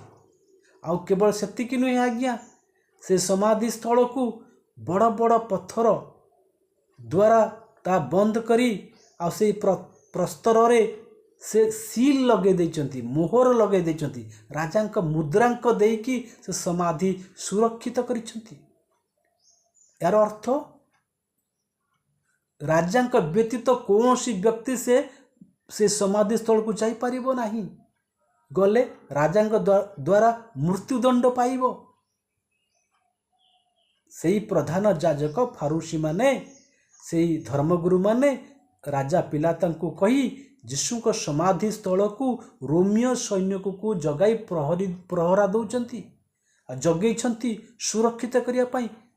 ଡର ଅଛି, ମନରେ ଡର ଲାଗୁଛି, କାଳେ ଯୀଶୁଙ୍କର ଶିଷ୍ୟମାନେ ଆସି ସେ ସମାଧିରୁ ଯୀଶୁଙ୍କୁ ଚୋରେଇ ନେବେ ଆଉ କହିବେ, ଦେଖ ଆମ ଯୀଶୁ ପୁନର୍ଜୀବିତ ହେଇଛନ୍ତି। ଏହି ଡର ଯୋଗୁଁ ସେଇ ସମାଧି ସ୍ଥଳକୁ ସୁରକ୍ଷା ରୋମୀୟ ସୈନିକମାନଙ୍କ ଦ୍ୱାରା ସେ ଜଗେଇ ଦିଆଯାଇଛି, ଜଗିଛନ୍ତି ସେମାନେ। କେବଳ ସେତିକି ନୁହେଁ, ସେଇ ପ୍ରସ୍ତରରେ ମୁଦ୍ରାଙ୍କ ଦେଇ ସିଲ୍ କରି ଦିଆଯାଇଛି ସେ ସମାଧି ସ୍ଥଳକୁ। ଆପଣ ଜାଣିଥିବେ ସିଲ୍ କରି କହନ୍ତି, ମୁଦ୍ରାଙ୍କିତ କରା ଦିଆଯାଇଛି। ସେଠିକି କେହି ଯାଇପାରିବେ ନାହିଁ। ସୈନ୍ୟମାନେ ଜଗିଛନ୍ତି, ଯେଭଳି 144 144 ଧାରା ଯେମିତି ଲାଗିଗଲେ ପୋଲିସମାନେ, ସିପାହୀମାନେ ଜଗନ୍ତି ଆଉ ସାଧାରଣ ମନୁଷ୍ୟମାନେ ସେ ସ୍ଥାନକୁ ଯାଇପାରନ୍ତି ନାହିଁ। ସେଇଭଳି ରୋମୀୟ ସୈନିକଙ୍କ ଦ୍ୱାରା ସେ ସମାଧି ସ୍ଥଳକୁ କ'ଣ କରିଛନ୍ତି, ସୁରକ୍ଷିତ କରି ଦିଆଯାଇଛି। ବଡ଼ ବଡ଼ ପଥର, ଯାହାକି ସାଧାରଣ 5 ଜଣ 4 ଜଣ ମନୁଷ୍ୟ ହଟେଇ ପାରିବେ ନାହିଁ, ବଡ଼ ବଡ଼ ପଥର ରଖି ସେ ପ୍ରସ୍ତରରେ ମୁଦ୍ରାଙ୍କ ଦେଇ, ସିଲ୍ ମାରି ମୁଦ୍ରାଙ୍କ ଦେଇ ସମାଧି ସୁରକ୍ଷିତ କରିଛନ୍ତି। ସାଧାରଣ ମନୁଷ୍ୟ ସେଠି ଯାଇପାରିବ ନାହିଁ। ବିନା ରଜାଙ୍କ ଆଦେଶ ବିନା କୌଣସି ଲୋକ ସେଠିକି ଯାଇପାରିବ ନାହିଁ। ଏଇଭଳି ସେ ସମାଧିକୁ ସୁରକ୍ଷିତ କରିଛନ୍ତି। କାହିଁକି ନା ସେ ଡର ଅଛି। ଯୀଶୁ କହିଥିଲେ, ମୁଁ ତୃତୀୟ ଦିନରେ ଜି ଉଠିବି। ସେ ଭୟରେ, ସେଇ ପ୍ରଧାନ ଯାଜକ ଭୟ କରୁଛନ୍ତି, ଫାରୁସୀମାନେ ଭୟରେ ସେଇ ସମାଧି ସ୍ଥଳକୁ ଏଇଭଳି ରୋମୀୟ ସୈନିକମାନଙ୍କ ଦ୍ୱାରା ସେ ପ୍ରହରୀ ଦଳ ସହିତ ସେ ସୁରକ୍ଷିତ କରିଦେଇଥିଲେ। କିନ୍ତୁ କ'ଣ ହେଲା, ତୃତୀୟ ଦିନରେ, ସେଇ ରବିବାର ଦିନ ପ୍ରଭୁ ଯୀଶୁଖ୍ରୀଷ୍ଟ ସେଇ ସମାଧିର ପଥରକୁ ଯେତେବେଳେ ସ୍ୱର୍ଗର ଦୂତ ସ୍ୱର୍ଗରୁ ଓହ୍ଲେଇ ଆସିଲେ, ଭୂମିକମ୍ପ ହେଲା। ଆଉ ସେଇ ସ୍ୱର୍ଗର ଦୂତ ସେଇ ବଡ଼ ବଡ଼ ପଥରକୁ ହଟାଇ ଦେଲେ। ଆଉ ପ୍ରହରୀ ଯେଉଁମାନେ ଜଗିଥିଲେ ସେମାନେ ମୃତବତ ହୋଇଗଲେ। ଏଭଳି ଭୂମିକମ୍ପ ହେଲା। ତେଣୁ ଯେଉଁ ପ୍ରହରୀମାନେ ଜଗିଥିଲେ, ଆଉ ସେମାନେ କ'ଣ କଲେ ନା, ସେମାନେ, ଏଠାରେ ଲେଖାଯାଇଛି, ସେମାନେ ଭୂମିରେ ପଡ଼ିଗଲେ, ମୃତବତ ହେଲେ। ସେମାନେ କମ୍ପମାନ ହୋଇ ମୃତବତ ହେଇଗଲେ। ଦେଖନ୍ତୁ, ତାପରେ ପ୍ରଭୁ ଯୀଶୁଖ୍ରୀଷ୍ଟ ସେ ମୃତ୍ୟୁର ବନ୍ଧନକୁ ଭାଙ୍ଗି ସେ ପୁନରୁତ୍ଥିତ ହେଲେ। ତେଣୁ ଦେଖନ୍ତୁ, ସେଇ ସମାଧି ଆଜି ଖୋଲା ଅଛି, ସେଇ କବର ଆଜି ଖୋଲା ଅଛି। ଯେଉଁ କବରରେ ପ୍ରଭୁ ଯୀଶୁଖ୍ରୀଷ୍ଟଙ୍କୁ ସେ ତାଙ୍କ ସେଇ ପାର୍ଥିବ ଶରୀରକୁ ରଖିଥିଲେ, ତୃତୀୟ ଦିନରେ ପ୍ରଭୁ ଯୀଶୁଖ୍ରୀଷ୍ଟ ସେ ମୃତ୍ୟୁକୁ ପରାସ୍ତ କରି ପୁନର୍ଜୀବିତ ହୋଇଛନ୍ତି। ତାଙ୍କ ସମାଧି ଆଜି ଖାଲି ପଡ଼ିଛି। ଏହି ଖାଲି ସମାଧି ପ୍ରମାଣ କରେ କି ପ୍ରଭୁ ଯୀଶୁଖ୍ରୀଷ୍ଟ ପୁନର୍ଜୀବିତ ହୋଇଅଛନ୍ତି। ଆଜ୍ଞା, प्रभु जीशु ख्रीष्ट ए मृत्युरु पुनर्जीवित होइछन्ति। ए विषय आमे गभीर भाव आज टिके आलोचना करिबा। प्रभु जीशु ख्रीष्ट से मृत्युरु जी उठिछन्ति। से मृत्यु को जय करी मृत्युंजयी ख्रीष्ट भावरे से आज आम मानक ठारे जीवित अछन्ति। एई प्रभु जीशु ख्रीष्ट से होचन्ति सत्य ईश्वर, से होचन्ति जीवित ईश्वर। आज्ञा समस्त महापुरुष देवा देवी ऋषि महर्षि राजा महाराजा दानव मानव नाग समस्ते ए जगत रे जन्म हेले। केते देवा देवी आसिले, केते राजा महाराजा ऋषि महर्षि दानव मानव नाग समस्ते जन्म हेले। आउ ए सेमानकर मृत्यु मध्य हेला। समस्त अवतार ए जगत को आसिले एवं चली गले। समस्त देवा देवी एई जगत रे जन्म हेले आउ सेमानकर मृत्यु हेला। किंतु सेमानका मध्यरु केही जणे पुनर्जीवित होई नांती। आज्ञा केही जणे मृत्यु को परास्त करी पुणी पुनर्जीवित होई नांती। आज्ञा केवल प्रभु जीशु ख्रीष्ट मृत्युरु जी उठिचंती। या प्रमाण अछि। आज्ञा या प्रमाण अछि। प्रभु जीशु ख्रीष्ट एकमात्र सत्य ईश्वर जे कि मृत्युरु जी उठिचंती। से पुनरुत्थित होई अछंती। से जीवित परमेश्वर अटंती। आज्ञा ए विषय पवित्र शास्त्र बाइबल रे प्रमाण अछि। बाइबल प्रमाण करे प्रभु जीशु ख्रीष्ट से पुनरुत्थित ईश्वर अटंती। आज आमे माने से विषय आलोचना करिबा। प्रथम एक उदाहरण मु देबी। आज्ञा जेतेबेले प्रभु जीशु ख्रीष्ट जेतेबेले जगत रे थिले आउ धर्मशास्त्री फारूसी जिहुदी जाजक महाजाजक प्रधान याजक तांको विरुद्ध रे षड्यंत्र करुथिले। तांको मारिबा पई प्रभु जीशु ख्रीष्ट को से क्रूस रे मारिबा पई षड्यंत्र करुथिले। आउ तांकर षड्यंत्र सफल होइथिला। जेतेबेले प्रभु जीशु ख्रीष्ट को रोमियो सैनिक माने से काल्वरी क्रूस रे मृत्यु देवा पई तांको धरिले।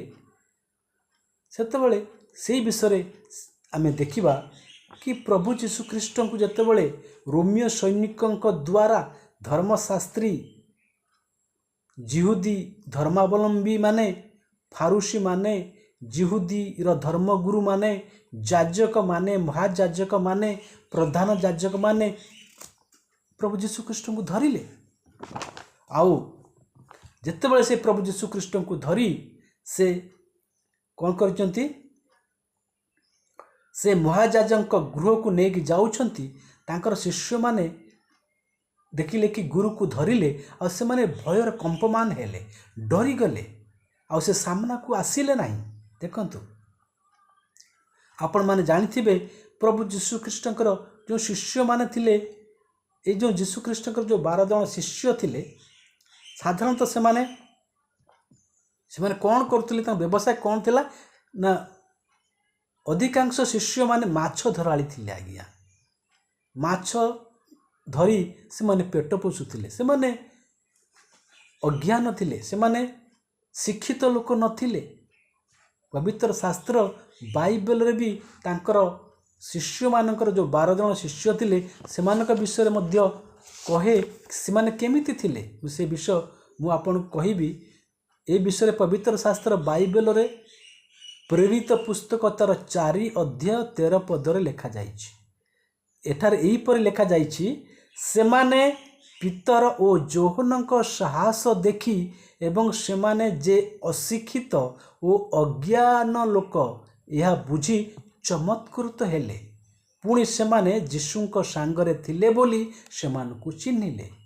ये जो 12 जन शिष्य थिले, जीशुंकर 12 जन शिष्य केमिति थिले? से अशिक्षित थिले, से अज्ञान थिले। आउ माछ धरिबा तांका व्यवसाय थिला। यही भली लोक कि चालाक काम करि परिबे कि आज्ञा? देखंतु सेई 12 जन शिष्य लोक माने जेतेबेले देखिले प्रभु जीशु ख्रीष्ट को एमाने जो धर्मगुरु माने धरिले दंड देवा पाई, तेणु तांको भितरु जणे थिले शिष्य तांको जाहांको नाम होची पीतर। से डरीगला, से सामना को आसिला नहीं आज्ञा। ए विषय पवित्र शास्त्र बाइबल रो लुक लिखित सुसमाचार तार 22 अध्याय 54 पदरे एहीपरि लेखा जाइछि। परे सेमाने ताहांकु धरी घेनी जाई महाजाजक गृह को आनिले, किंतु पीतर दूर रही पछे पछे गला। देखंतु पीतर डरीगला सामना को आसिया पाई। जेतेबेले पीतर जेतेबेले जीशुंकर शिष्य पीतर देखिला तांको गुरु जीशुंकु सेई धर्मगुरु माने दंड देवा पाई तांकु धरिले रोमियो सैनिक मानक द्वारा, या देखि पीतर डरीगला। से सामना को आसिला नहीं, साहस कला नहीं सामना को आसिया पाई। आउ से कौन करुछि लेखा जाइछि पछे पछे गला। देखंतु से पछे पछे गला। पुणी किंतु पीतर दूर रे रही महाजाजक प्रांगण पर्यंत तांको पछे पछे गले। जेतेबेले रोमियो सैनिक माने महाजाजक जिहुदी धर्मगुरु माने प्रभु जीशु को धरिले, सेतेबेले तांको शिष्य जीशुंकर शिष्य पीतर दूर रे रही महाजाजक प्रांगण पर्यंत तांको पछे पछे गले। आउ शेषरे कौन घटिबो ताहा देखिबा निमंते से भीतर को जाई पदातिक मानक सहित बसी रहिले। देखंतु पीतरंकर साहस नथिला कि तांको गुरु प्रभु जीशुंक पाई से लोक मानक निकट को जाई तांको उद्धार करिवे, रक्षा करिवे, किंतु से डरी कि पछे पछे जाउचंती, आउ लुचिकी जाउचंती। आउ सेई लोक माने जेतेबेले पीतर को देखिले आ कहिले ए लोकटा मध्य तांको सांगरे थिला, किंतु पीतर कौन कहूछि से अस्वीकार करी कहिले हे नारी मु ताहांकु जाने नाही। देखंतु भୟରେ प्रभु जीशु ख्रीष्ट को जानिनी बोली कि पीतर तांको शिष्य पीतर कहूछि कि मु जीशु को जाने ना। पुणी अल्प समय उत्तारे आउ जणे तांको देखि कहिला तुम्भे मध्य सेमानक मध्यरु जणे, किंतु पीतर कहिले नाही भाई मु नुहे।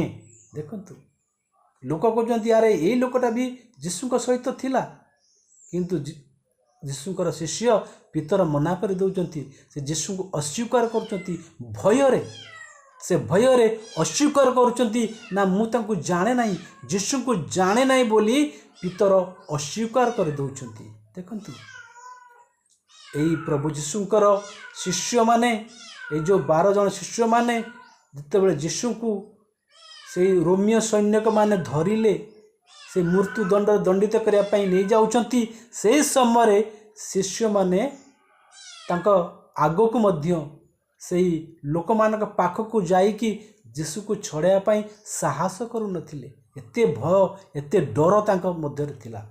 देखंतु देखंतु आउ ए जो प्रभु जीशु ख्रीष्ट सेई क्रूस रे हत हेला परे से कौन करजंती ना पवित्र शास्त्र बाइबल कहे कि मृत्यु उत्तारे से अनेक प्रमाण द्वारा समान को निकट रे निजको सजीव देखाइले। आज्ञा मु आपन को कहिछि आजिर आममानक विषय हेउछि प्रभु जीशु ख्रीष्टंकर पुनरुत्थान बा प्रभु जीशु ख्रीष्ट सेई कालबरी क्रूसीय मृत्यु परे से तृतीय दिन रे मृत्युर तृतीय दिन रे से जी उठिचंती। से पवित्र शास्त्र बाइबल रे एही पर लेखा जाइछि से मध्य अपना दुख भोग उतारे अनेक प्रमाण द्वारा समान निकट रे निजको सजीव देखाइले। पवित्र शास्त्र बाइबल कहे प्रभु जीशु ख्रीष्ट मृत्यु परे से पुनरुत्थित होइथिले, आउ 40 दिन पुणी 40 दिन पर्यंत बारंबार सेमानकु दर्शन देई ईश्वर को राज्य संबंधी विषय गुड़िक कहले। देखंतु ये विषय आपण पाइबे पवित्र शास्त्र बाइबल प्रेरित पुस्तक प्रथम अध्याय 3 पदरे।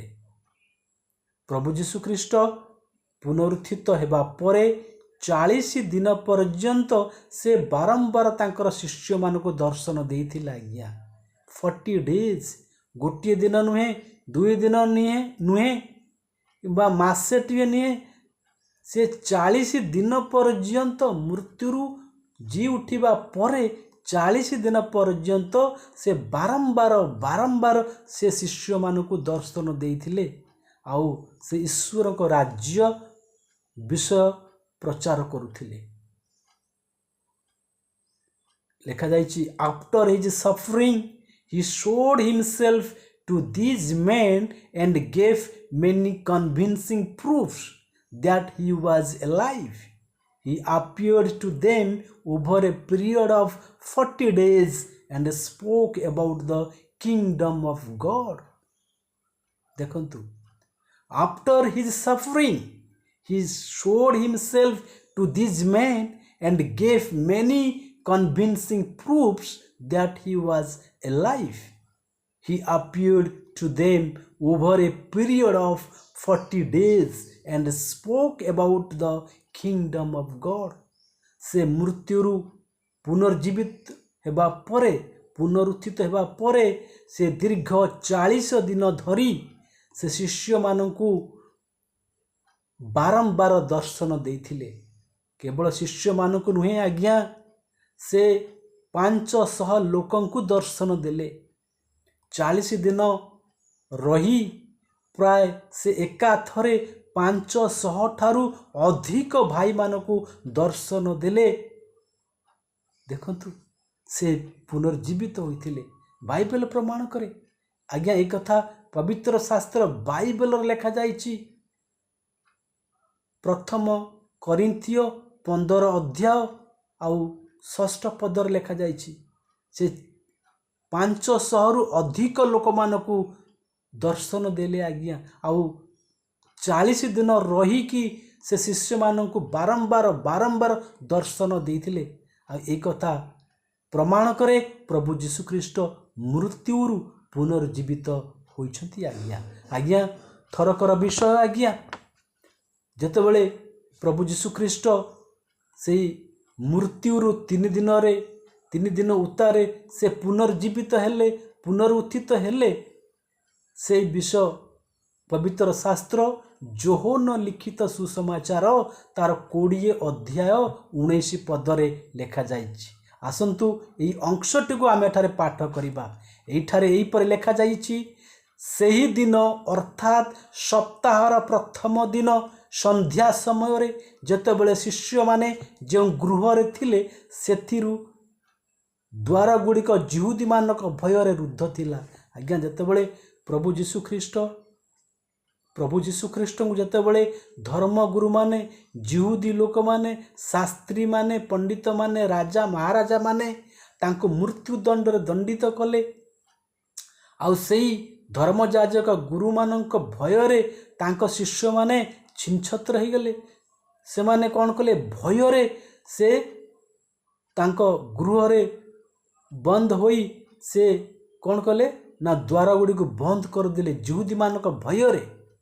एटार एही पर लेखा जाइछि, जो गृह रे थिले जेतेबेले शिष्य माने जो गृह रे थिले सेथिर द्वार गुड़िक जिहुदी मानक भୟରେ रुद्ध थिला, कबाट बंद कर देउथिले।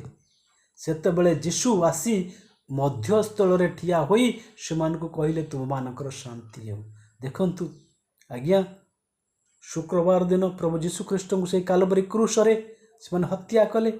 आउ जिहुदी मानक भୟରେ, धर्मगुरु मानक भୟରେ तांको शिष्य माने कबाट बंद करी, द्वार बंद करी गृह रे से माने लुचिकी रही थांती भୟରେ, जिहुदी मानक भୟରେ।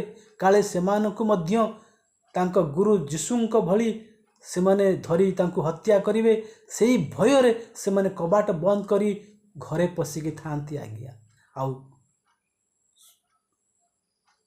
ସେଇ विश्राम बार दिन जितेबाला प्रभु जीशुख्रीष्ट से कालवरी क्रूशरे हत्या पर तृतीय दिन में जी उठिले आउ से हठात कौन कले ना जो गृह शिष्य माने द्वार बंद करी जिहुदी मानू भयर द्वार रुद्ध करी से गृह भितर लुचि थिले से गृहर मध्यस्थल ठिया होई जीशु से मानू कहले तुम मानकर शांति हेउ।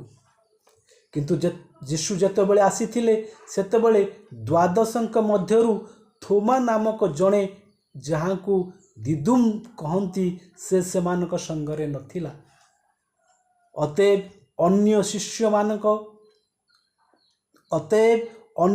शिष्य माने तांकु कहिले आमे माने प्रभु को देखी अछु।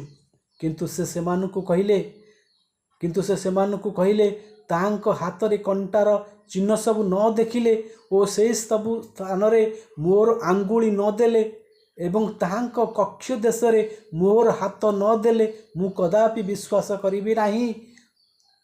देखंतु जेतेबेले प्रभु जीशु ख्रीष्ट तांकर शिष्य मान जो गृह रे लुचिकी जुहुदी मानक भय रे लुचि कबाट बंद करिकी लुचि थिले सेतिके बेले जीशु ख्रीष्ट मृत्युरु पुनर्जीवित हेबा परे शिष्य मानक मध्यरे आसीथिले शिष्य मानक दर्शन देवाक आसिले देखा देले। सेतेबेले समस्त शिष्य माने थिले केवल जड़े शिष्य जहाँक नाम थोमा। से थोमा सेतेबेले से समय से नथिले आ से थोमा को जेतेबेले अन्य शिष्य माने कहले कि आमे प्रभु को देखिलु प्रभु मृत्यु जीवित होई अछंती से आम मान को दर्शन देले देखा देले ये कथा थोमा विश्वास कले नहीं आज्ञा। आ थोमा कहले जे पर्यंत मु निजे प्रभु को न देखिछि आउ ताहांको हाथ रे कंटार चिन्ह सबू निज हाथ द्वारा न देखिछि बा निज हाथ से ही चिन्ह से क्षत स्थान रे हाथ रखी मु निजे अनुभव न करिछि न देखिछि से पर्यंत मध्य मु से जीवित बोली मु विश्वास करिबि नाही। तांको शिष्य मानकु कहिला किए ना थोमा कहिला जे पर्यंत मु निज हाथ रे से कंठार चिन्ह सब न देखिले आउ से सब स्थान रे मोर आंगुली न देले एवं ताहांको कक्ष देश रे मोर हाथ न देले मु कदापि विश्वास करिबि नाही बोली थोमा मना करदेला। देखंतु तेणु 8 दिन परे ताहांको शिष्य माने पुनर्बार भितरे थिले आउ थोमा सेमानक सांगरे मध्य थिला। द्वार सबु रुद्ध थिबा समय जीशु आसी मध्यस्थल रे ठिया होई कहले तुम मानकर शांति हेउ। परे से थोमा को कहले एआडे तुमर आंगुली बढ़ाई मोर हाथ देख ओ हाथ बढ़ाई मोर कक्ष देश रे दियो अविश्वासी न होई विश्वासी हुओ। थोमा ताहांकु उत्तर देले मोहर प्रभु मोहर ईश्वर। जीशु तांकु कहले तुम्हें मते देखिबारु विश्वास करियछ जो माने न देखी विश्वास करियछंती से माने धन्य। देखंतु प्रभु जीशु ख्रीष्ट को तांकर शिष्य थोमा निज हाथर परस पाई से विश्वास कला आज्ञा। एई जो थोमा प्रभु जीशु ख्रीष्ट को जे अविश्वास करुथिला आउ से थोमा को प्रभु जीशु ख्रीष्ट द्वितीय बार दर्शन देले समस्त शिष्य मानक मध्यरे पुणी द्वितीय बार समस्त शिष्य मानकु से समय थोमा मध्य तांक संगरे थिला आ दर्शन देला। सेई थोमा प्रभु जीशु ख्रीष्टଙ୍କ पुनरुत्थान साक्षी भावरे ये भारत देश को आम देश भारत वर्ष को से प्रचार प्रसार करने पाई प्रभु जीशुंकर नाम को प्रचार करने पाई आसीथिला आज्ञा। से थोमा प्रथम केरल रे भारत देशर प्रथम केरल प्रदेश रे ए जो प्रभु जीशुंकर शिष्य थोमा से प्रचार प्रसार करने आसीथिले। देखंतु तेणु प्रभु जीशु ख्रीष्ट पुनर्जीवित हेबा परे तांकर शिष्य मानकु बारंबार बारंबार दर्शन देइथिले। आ थोमा तांकु अविश्वास करिबारु से निजे थोमा को दर्शन दे कहले, थोमा तो आंगुली तो तुमर आंगुली बढ़ाई मोर हाथ देख। आ मोर कक्ष देश रे जो कक्ष देश रे रोमियो सैनिक माने भाला मारी क्षत करथिले, रक्तधार बही जाइथिला, से क्षत देख थोमा को कहउचंती। तेबे थोमा विश्वास कला। देखंतु तेणु प्रभु जीशु ख्रीष्ट मृत्युरु से पुनरुत्थित ईश्वर, से मृत्यु को जय करी से पुनर्जीवित होइछंती। आज्ञा से पुनर्जीवित ईश्वर अटंती। तेणु ये जो प्रभु जीशु ख्रीष्ट से होचंती जीवित ईश्वर। आज्ञा केवल पवित्र शास्त्र बाइबल रे, पवित्र शास्त्र बाइबल रे प्रमाण अच्छी प्रभु जीशु ख्रीष्ट जीवित ताहा नुहे।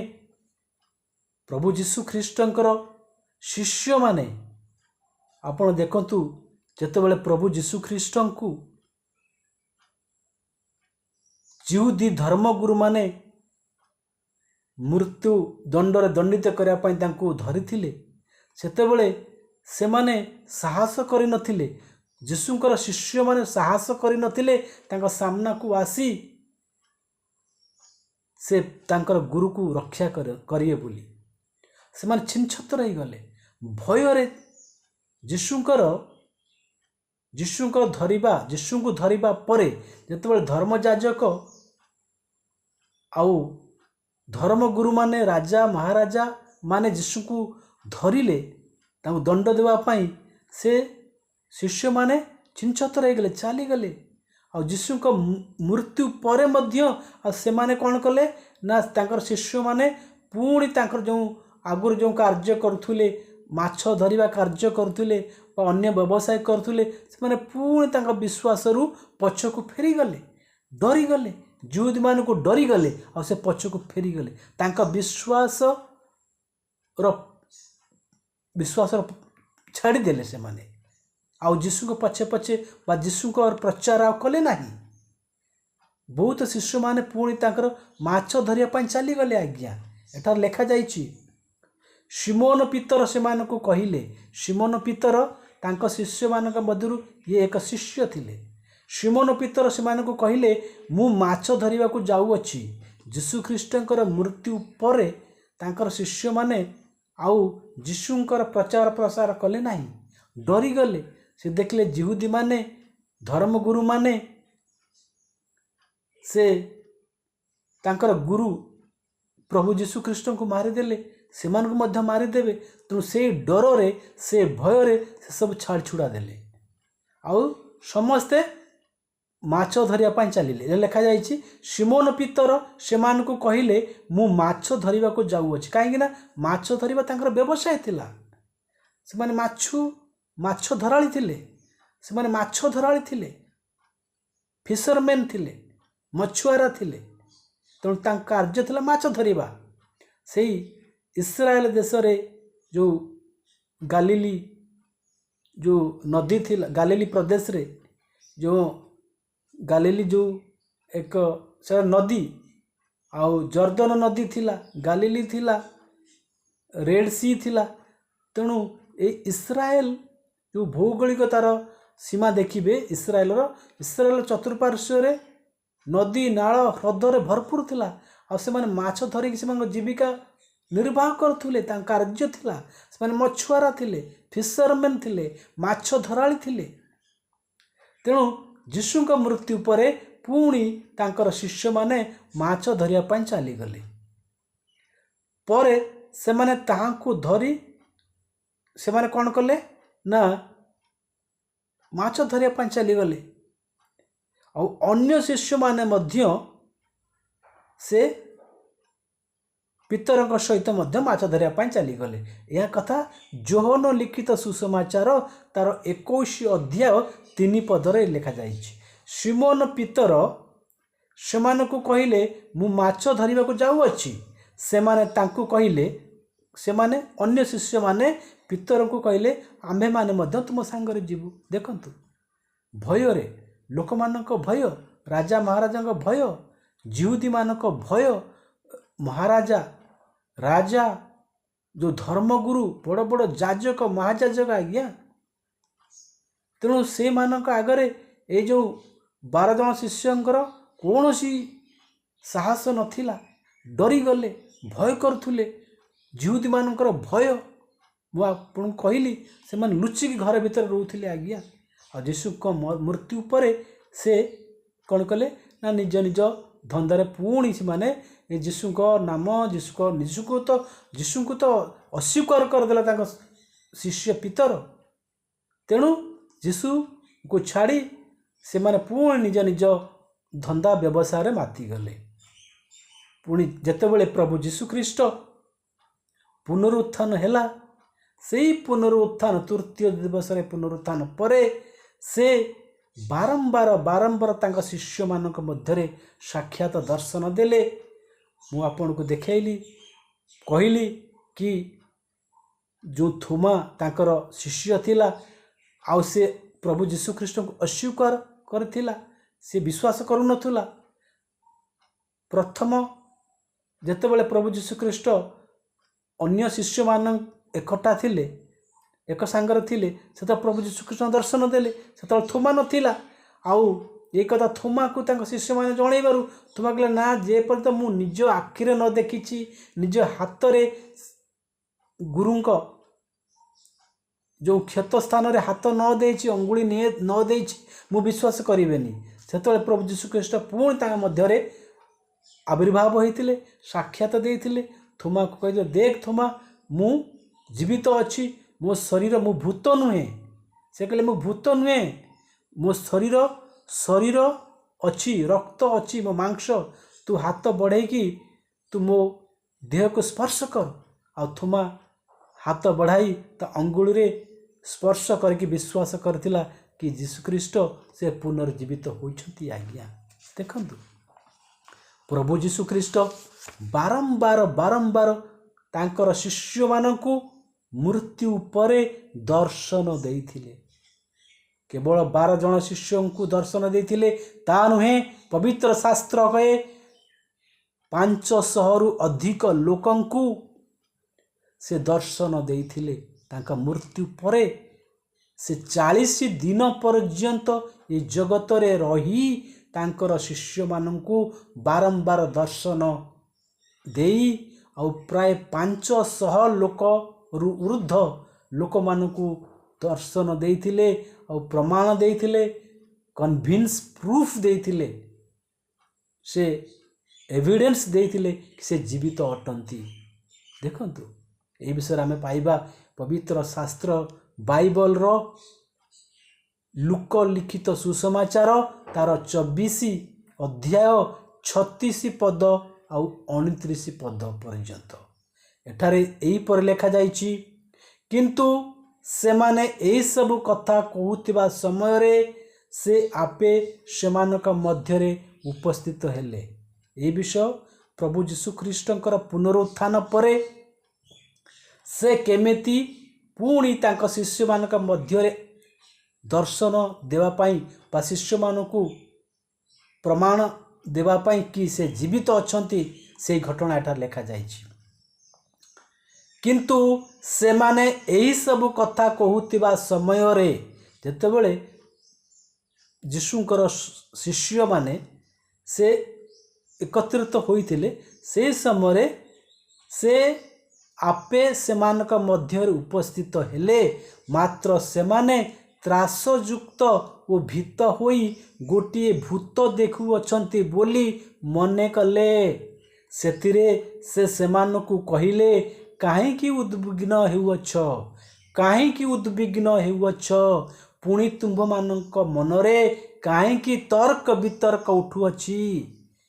ଏ ଯେ ସ୍ୱୟଂ ମୁଁ ମୋର ହାତ ଓ ପାଦ ଦେଖ, ମୋତେ ସ୍ପର୍ଶ କରି ଦେଖ, କାରଣ ମୋର ଯେପରି ମାଂସ ଓ ଅସ୍ଥି ଥିବାର ତୁମ୍ଭେମାନେ ଦେଖୁଅଛ, ଭୂତର ସେପରି ନାହିଁ।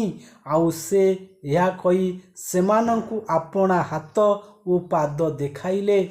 ତେବେ ମଧ୍ୟ ସେମାନେ ଆନନ୍ଦ ହେତୁ ଅବିଶ୍ୱାସ କରି ଚମତ୍କୃତ ହେବାରୁ ସେ ସେମାନଙ୍କୁ ପଚାରିଲେ, ଏଠାରେ ତୁମମାନଙ୍କ ପାଖରେ କ'ଣ ଅଛି? କ'ଣ କିଛି ଖାଦ୍ୟ ଅଛି? ସେଥିରେ ସେମାନେ ତାହାଙ୍କୁ ଖଣ୍ଡେ ଭଜା ମାଛ ଦେଲେ। ଆଉ ସେ ତା ଘେନି ସେମାନଙ୍କ ସାକ୍ଷାତରେ ଭୋଜନ କଲେ। ଦେଖନ୍ତୁ, ପ୍ରଭୁ ଯୀଶୁଖ୍ରୀଷ୍ଟ ମୃତ୍ୟୁରୁ ପୁନର୍ଜୀବିତ ହେବା ପରେ ସେଇ ତାଙ୍କ ପାଖରେ ରକ୍ତ ମାଂସ ଶରୀର ଥିଲା ଆଜ୍ଞା। ତେଣୁ ତାଙ୍କ ଶିଷ୍ୟମାନେ ଡରିଗଲେ, ଇଏ ଭୂତ ବୋଲି, ଭୂତ ଦେଖୁଛନ୍ତି ବୋଲି ସେ ମନେ କଲେ। କିନ୍ତୁ ସେ ସେମାନଙ୍କୁ କହିଲେ, ତମେ ଭୟ କର ନାହିଁ, ଇଏ ଯେ ସ୍ୱୟଂ ମୁଁ, ମୋର ହାତ ମୋ ପାଦ ଦେଖ, ମୋତେ ସ୍ପର୍ଶ କରି ଦେଖ, କାରଣ ମୋର ଯେପରି ମାଂସ ଓ ଅସ୍ଥି ଥିବାର ତୁମେମାନେ ଦେଖୁଅଛ, ଭୂତର ସେପରି ନାହିଁ। ତେଣୁ ସେମାନେ ଆଉ ସେ ଏହା କହି ସେମାନଙ୍କୁ ଆପଣା ହାତ ଓ ପାଦ ଦେଖାଇଲେ। ତେଣୁ ଶିଷ୍ୟମାନେ ଆନନ୍ଦରେ ତାଙ୍କୁ ଧରିଲେ, ଖୁସି ହେଲେ। ସେ ପ୍ରଭୁ ଜୀବିତ ଅଛନ୍ତି ବୋଲି ଆନନ୍ଦରେ ସେ ନାଚି ଉଠିଲେ। ତେଣୁ ତାପରେ ପ୍ରଭୁ ଯୀଶୁଖ୍ରୀଷ୍ଟ ସେମାନଙ୍କୁ ତାଙ୍କ ବିଶ୍ୱାସକୁ ଆହୁରି ମଜବୁତ କରିବାକୁ ଯାଇ କହୁଛନ୍ତି କି ତୁମମାନଙ୍କ ପାଖରେ କ'ଣ କିଛି ଖାଦ୍ୟ ଅଛି? ସେଥିରେ ସେମାନେ ତା ଖଣ୍ଡେ ମାଛ ଭଜା, ଯେଉଁ ଭଜା ମାଛ ଦେଲେ। ଆଉ ସେ ତା ଘେନି ସେମାନଙ୍କ ସାକ୍ଷାତରେ ଭୋଜନ କଲେ। ତେଣୁ ପ୍ରଭୁ ଯୀଶୁଖ୍ରୀଷ୍ଟ ସେ ମୃତ୍ୟୁରୁ ଜୀବିତ ହୋଇଛନ୍ତି ଆଜ୍ଞା। ସେ ପୁନର୍ଜୀବିତ ଈଶ୍ୱର ଆଜ୍ଞା। ଆଜ୍ଞା, ଆଉ ଟିକେ ଗଭୀର ଭାବରେ ଆମେ ଆଲୋଚନା କରିବା। ଦେଖନ୍ତୁ, ଏଇ ଯେଉଁ ପ୍ରଭୁ ଯୀଶୁଖ୍ରୀଷ୍ଟଙ୍କର ଯେଉଁ 12 ଜଣ ଶିଷ୍ୟ, ଏମାନେ ମାଛ ଧରାଳି ଥିଲେ। ଏମାନଙ୍କ ବିଷୟରେ ଆପଣମାନଙ୍କୁ ମୁଁ କହିଲି, ଏମାନେ ଅଜ୍ଞାନ ଲୋକ ଥିଲେ, ଏମାନେ ଅଶିକ୍ଷିତ ଲୋକ ଥିଲେ। ଆଉ ଆପଣଙ୍କୁ ମୁଁ ଆଗରୁ କହିଲି କି ଯେତେବେଳେ ପ୍ରଭୁ ଯୀଶୁଙ୍କୁ ରୋମୀୟ ସୈନିକମାନେ, ଧର୍ମଯାଜକମାନେ, ଧର୍ମଗୁରୁମାନେ, ଯିହୁଦୀମାନେ ତାଙ୍କୁ ଧରିଲେ, ଆଉ ତାଙ୍କର ଶିଷ୍ୟମାନେ ଡରିକି ତାଙ୍କ ସାମ୍ନାକୁ ଆସିଲେ ନାହିଁ। ସେଇ ଶିଷ୍ୟମାନେ, ସେଇ ଯେଉଁମାନେ ଡରୁଆ ଥିଲେ, ଯେଉଁମାନେ ଅଶିକ୍ଷିତ ମୂର୍ଖ, ଆଉ ପ୍ରଭୁ ଯୀଶୁଖ୍ରୀଷ୍ଟଙ୍କ ମୃତ୍ୟୁ ପରେ ସେମାନେ ନିଜ ନିଜ ଯେଉଁ କାର୍ଯ୍ୟ, ମାଛ ଧରିବା କାର୍ଯ୍ୟ ଦ୍ୱାରା ନିଜ ପରିବାର ଚଳାଇଲେ। ସେଇମାନେ ଆଉ ଯୀଶୁଙ୍କ ନାମ ପ୍ରଚାର ପ୍ରସାର କରିଲେ ନାହିଁ, ଡରିଗଲେ। ପୁଣି ଦେଖ, ସେଇ ଯୀଶୁଖ୍ରୀଷ୍ଟଙ୍କର ମୃତ୍ୟୁରୁ ପୁନରୁତ୍ଥାନ ହେବା ପରେ ଯେତେବେଳେ ସେ ଶିଷ୍ୟମାନଙ୍କୁ ବାରମ୍ବାର ଦର୍ଶନ ଦେଇ ତାଙ୍କର ସେଇ ପୁନରୁତ୍ଥାନର ଶକ୍ତି ତାଙ୍କୁ ପ୍ରଦାନ କଲେ, ସେ କନଭିନ୍ସ କଲେ କି ସେ ଜୀବିତ ଅଛନ୍ତି। ତାଙ୍କୁ ସେଇ ପୁନରୁତ୍ଥାନ ଶକ୍ତି, ପ୍ରଭୁଙ୍କର ପୁନରୁତ୍ଥାନ ଶକ୍ତି ଦ୍ୱାରା ସେମାନେ ଶକ୍ତିଯୁକ୍ତ ହୋଇ ସେ କେତେ ସାହସୀ ହେଇଗଲେ, ଆଉ ପ୍ରଭୁଙ୍କର ନାମକୁ ପ୍ରଚାର କଲେ। ସେମାନେ, ଆପଣ ଜାଣିଥିବେ, ପ୍ରଭୁ ଜୀବିତ ଅଛନ୍ତି ବୋଲି ସିମୋନ ପିତର ସାକ୍ଷୀ ଦେଉଛନ୍ତି ଆଜ୍ଞା। ତାଙ୍କର ଶିଷ୍ୟମାନେ ସାକ୍ଷୀ ଦେଉଛନ୍ତି। କାହିଁକି ନା ପ୍ରଭୁ ଯୀଶୁଖ୍ରୀଷ୍ଟ ବାରମ୍ବାର ସେମାନଙ୍କ ଶିଷ୍ୟମାନଙ୍କ ମଧ୍ୟରେ, ତାଙ୍କ ଶିଷ୍ୟମାନଙ୍କ ମଧ୍ୟରେ ସେମାନେ ଦର୍ଶନ ଦେଇକି ତାଙ୍କୁ ପ୍ରମାଣ ଦେଇଥିଲେ କି ମୁଁ ଜୀବିତ। ପ୍ରଥମ ଯେଉଁ ପିତର, ତାଙ୍କର ଯେଉଁ ଶିଷ୍ୟ ପିତର କ'ଣ ଲେଖିଛନ୍ତି ମୁଁ ଆପଣଙ୍କୁ କହୁଛି। ଏକ ବିଶ୍ୱ ପବିତ୍ର ଶାସ୍ତ୍ର ବାଇବଲରେ 2 ପିତର ତାର 1ମ ଅଧ୍ୟାୟ 16 ପଦରେ ଏହିପରି ଲେଖାଯାଇଛି, କାରଣ ଆମ୍ଭେମାନେ ଯେତେବେଳେ ଆମ୍ଭମାନଙ୍କ ପ୍ରଭୁ ଯୀଶୁଖ୍ରୀଷ୍ଟଙ୍କ ଶକ୍ତି ଓ ଆଗମନ କଥା ତୁମ୍ଭମାନଙ୍କୁ ଜଣାଇଲୁ, ସେତେବେଳେ ଚତୁରତା ସହ କଳ୍ପିତ କୌଣସି କାହାଣୀ ଅବଲମ୍ବନ କରିନଥିଲୁ, ମାତ୍ର ତାହାଙ୍କ ମହିମାର ଚାକ୍ଷୁଷ ସାକ୍ଷୀ ହୋଇଥିଲୁ। ଦେଖନ୍ତୁ, ତାଙ୍କର ଶିଷ୍ୟ ପିତର से कौची आमे जो प्रभु जीशु ख्रीष्ट विषय तुम मानकु कहिथिलु बा लेखुछु कहूछु ता आमे निज चाक्षुष साक्षी होइथिलु, निज आखिरे आमे देखिथिलु से जीवित होइछंती बोली, से मृत्युरु जी उठिछंती बोली आमे तांको स्पर्श करथिलु, आमे हातर तांको शरीर को धरिथिलु, आम आखिरे ताको देखिथिलु, चाक्षुष साक्षी आज्ञा। तेणु सेई लिखुचंती कि आमे कौनसी कल्पित कहानी आमे आपण को कहूनु, आमे निजे आखिरे देखिचु, निजे कानरे शुणिचु, तांको आखिरे देखिचु, आमे हातर ताको शरीर स्पर्श करिचु, से जीवित, से मृत्युर जी उठिचंती, से ईश्वर को आमे आपण मानक निकटर प्रचार करूछु बोली तांकर शिष्य प्रेरित कहउचंती, तांकर शिष्य पाउल कहउचंती, तांकर शिष्य पीतर कहउचंती, जोहन कहउचंती। से कहउचंती आद्यरु से थिले जहाँको वाक्य आमे माने शुणिअछु, जहाँकु स्व चक्षुरे देखिअछु, जहाँकु निरीक्षण करिअछु, जहाँकु निरीक्षण करिअछु ओ स्वहस्तरे स्पर्श करिअछु, सही जीवन स्वरूप वाक्य संबंधरे तुम मानकु जणाउअछु। सही जीवन प्रकाशित हेले आउ तुम्भे माने देखिउ, आउ आम्भे माने देखिअछु। से कौन कहते आम्भे माने देखिअछु ओ साक्ष्य देउअछु। जो अनंत जीवन पितांक सांगरे थिले ओ आम मानक निकटरे प्रकाशित हेले ताहांक विषय तुम मानकु जणाउअछु। जहा आम्भे माने देखिअछु ओ शुणिअछु ताहा तुम मानकु मध्य जणाउअछु। देखंतु प्रभु जीशु ख्रीष्टंकर शिष्य माने प्रभु जीशु ख्रीष्टंक मृत्युर पुनरुत्थान हेबा परे से पुनरुत्थित जीशु ख्रीष्ट को से माने स्पर्श करिसंती, देखिचंती, शुणिचंती, तांको सहित भोजन करिसंती। देखंतु तेणु से कहउचंती जहाँ को आम निज आखिरे देखिचु, निज हाथ स्पर्श करिचु, सेई जीवित प्रभु जीशु ख्रीष्ट विषय तुम मानकु जणाउअछु। देखंतु साधु पाउल मध्य से प्रभु जीशु ख्रीष्ट जीवित अछंती बोली से लिखिचंती। जो तांकर शिष्य थोमा जे विश्वास करू नथिला अन्य शिष्य मानक कथा, आ प्रभु जीशु ख्रीष्ट निजे से साधु थोमास को दर्शन देले, से थोमा निजे प्रभुंकर प्रचार करने भारत वर्ष को आसीथिला, से केरल प्रांत को बा केरल प्रदेश को। से प्रभु मु आपन कहू चाहे जो शिष्य माने डरुआ थिले, अशिक्षित थिले, कहवा को डरू थिले, धर्मगुरु मान को डरू थिले, आज्ञा घर भितर छपिकी रोथिले, घर कोणरे लुचिकी रोथिले, लोक मान को डरू थिले। आउ प्रभु जीशु ख्रीष्टंकर पुनरुत्थान परे से साहस पाइले। ये साहस तांको किए देला आज्ञा, पुणी से मरिबा पर्यंत से प्रभु जीशु ख्रीष्ट नाम को प्रचार कले। ये साहस तांका पाखरे क्योंठु आसिला आज्ञा? या दर्शाए कि प्रभु जीशु ख्रीष्टंकर पुनरुत्थान, प्रभु जीशु ख्रीष्टंकर पुनरुत्थानर शक्ति द्वारा तांकर शिष्य माने साहस युक्त होई तांकर वाक्य को प्रचार और प्रसार करथिले। आज्ञा मु एठारे कहबाकू चाहे प्रभु जीशु ख्रीष्टंकर जो 12 जन शिष्य थिले केवल जोहन को छाड़ीदेले, आउ अन्य कहारिकर साधारण मृत्यु होई नथिला आज्ञा। साधारण भाव में मृत्यु होई नथिला आज्ञा, नॉर्मल डेथ होई नथिला आज्ञा। समस्त को मारी दिया जाइथिला।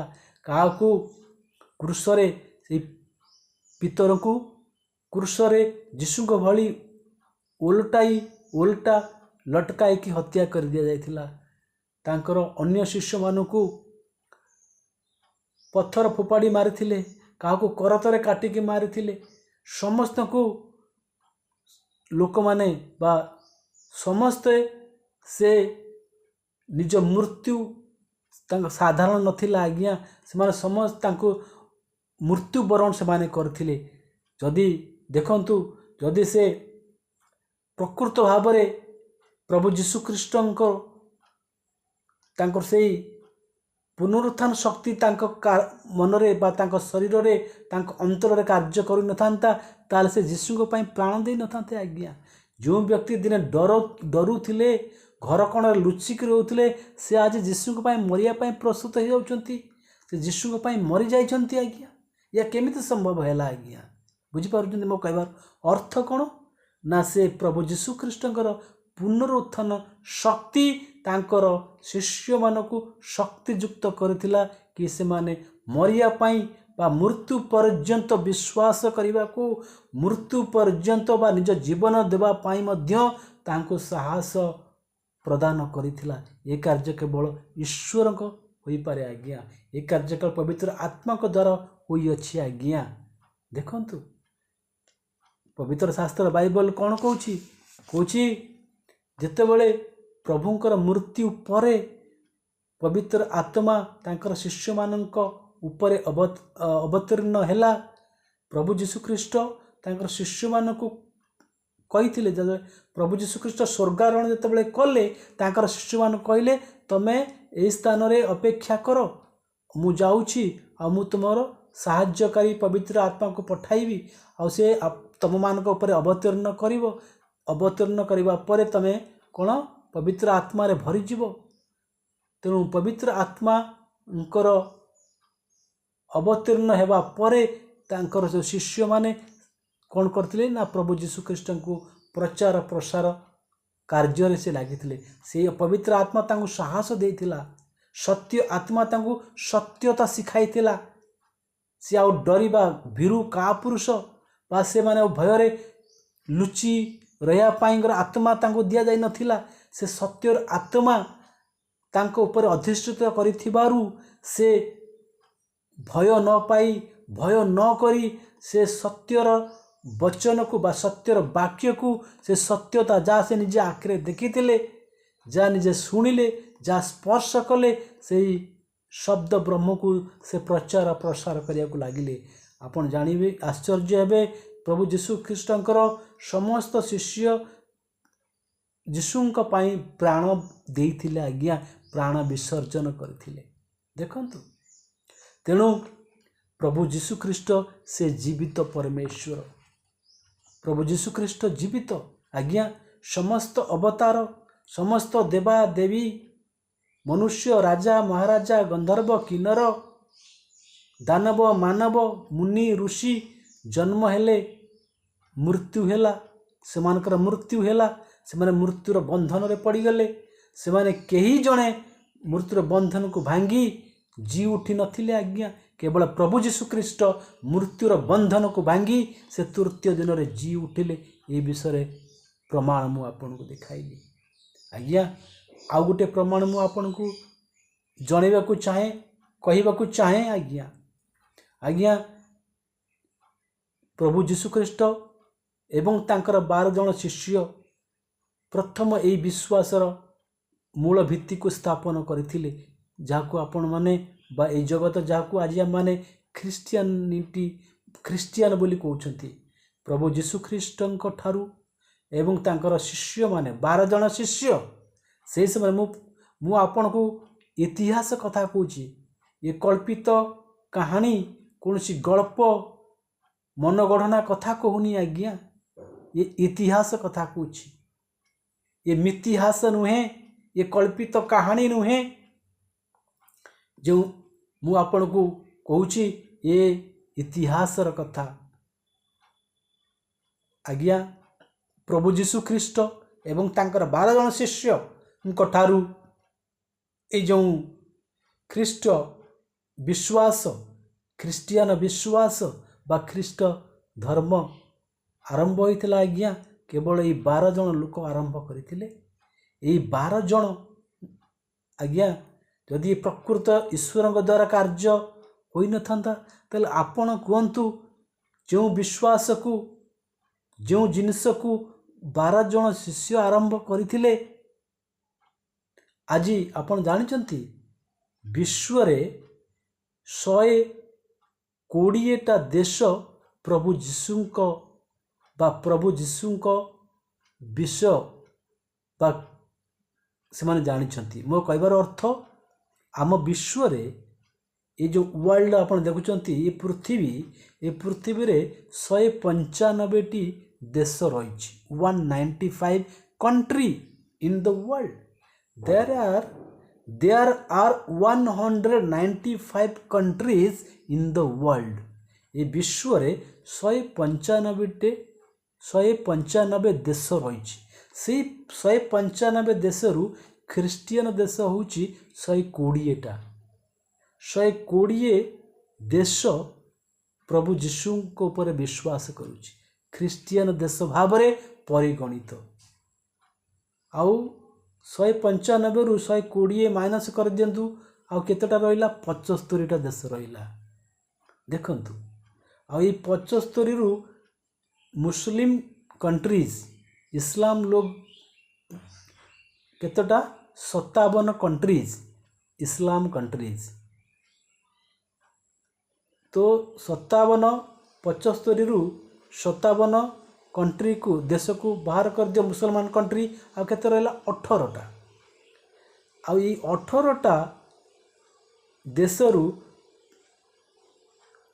4टा 5टा देश हिंदू राष्ट्र भाव रे बा हिंदू संप्रदाय लोक बास करछन्ति मात्र हिंदू संप्रदाय बेसिकली आम भारत रे पुणी नेपाल बांग्लादेश यही भली देश मानकरे विशेष भाव आम भारत रे हिंदू संप्रदाय लोक बास करुछन्ति तेणु पूरा विश्व रे आमे देखिले सबुठारु अधिक क्यों माने एक ख्रिस्टियन देश 195 देश रही आम विश्व रे से 195 देश रु 120टा देश हूँ ख्रिस्टियन कंट्रीज आउ 57 देश हूँ मुसलमान कंट्रीज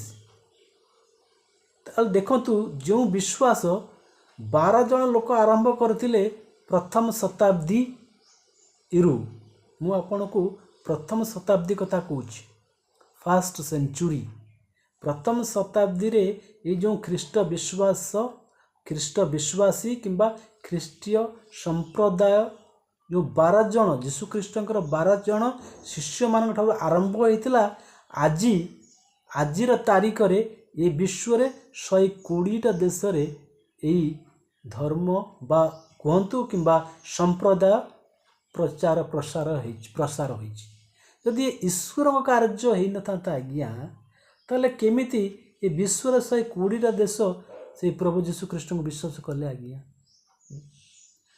यह कहार कार्य ये मोर किंबा कौनसी मनुष्यर कार्य नुहे आज्ञा किंबा कौनसी ख्रिस्टियन मानकर कार्य नुहे ये हूँ ईश्वर कार्य ये हूँ पवित्र आत्मा कार्य होइतिबारु से 12 जन रु आज विश्व रे 120टा देशर लोक माने प्रभु जीशु ख्रीष्ट को आराधना करुचंती प्रभु जीशु ख्रीष्ट ऊपर विश्वास करुचंती देखंतु आज्ञा एइथिपाई मु विश्वास करे कि प्रभु जीशु ख्रीष्ट जीवित अटंती आज्ञा से पुनरुत्थित होई अछंती आज्ञा से पुनर्जीवित ईश्वर आज्ञा आज्ञा तांको ए जो कार्य को मनुष्य करूनी आज्ञा से पवित्र आत्मा ईश्वर आत्मा से सत्य आत्मा का कार्य होइतिबारु 12 जन रु आज 120टा देश रे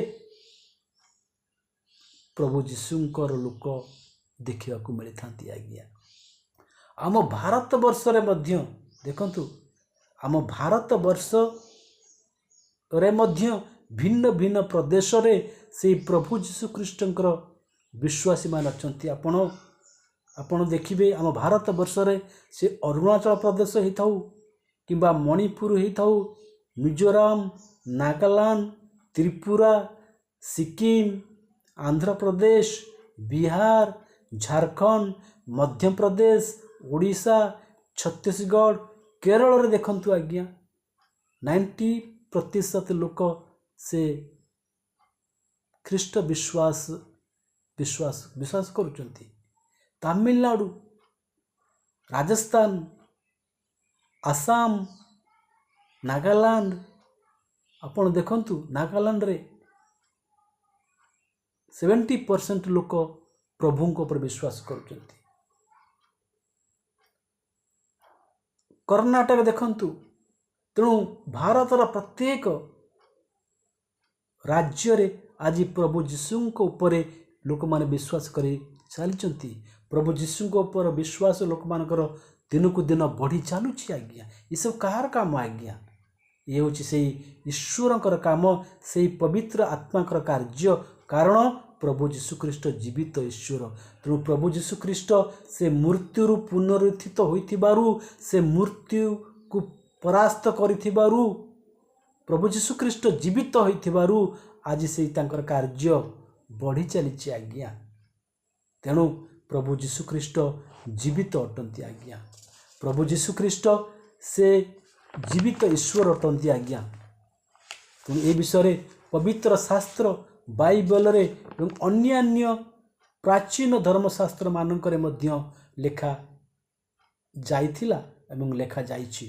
मु आपनको पढ़िथिली, सेतिरे साधु पाउल प्रथम करिन्थियो तार 15 अध्याय 3 पद ठू 4 पदरे से एपर लिखिथिले, ख्रीष्ट शास्त्र अनुसारे आम्भ मानक पाप निमंते मृत्यु भोग कले, समाधि प्राप्त हेले, शास्त्र अनुसारे तृतीय दिवस रे से उत्थित हेले आज्ञा। से मृत्युंजयी ख्रीष्ट आज्ञा, से गौरवमय पुनरुत्थान, प्रभु जीशु ख्रीष्टଙ୍କ गौरवमय पुनरुत्थान आज्ञा। से मृत्यु को जय करी से पुनर्जीवित हो जाती। से मृत्युरु पुनरुत्थित हेबा परे ए जगत रे दीर्घ 40 दिन धरी से रही आज्ञा। केवल तांकर 12 जन शिष्यों को दर्शन देइथिले ताहा नुहे, से बारंबार बारंबार से तांकर 12 जन शिष्यों को मध्यरे दर्शन देई प्रमाण करथिले कि से जीवित होई अछंती आज्ञा। तांकर शिष्य थोमा तांको अविश्वास करथिला, से विश्वास करनथिला कि तार प्रभु से पुनरुत्थित होई अछंती। से अविश्वास करथिबारु पुणी द्वितीय थर प्रभु जीशु ख्रीष्ट से थोमा को दर्शन देइथिले।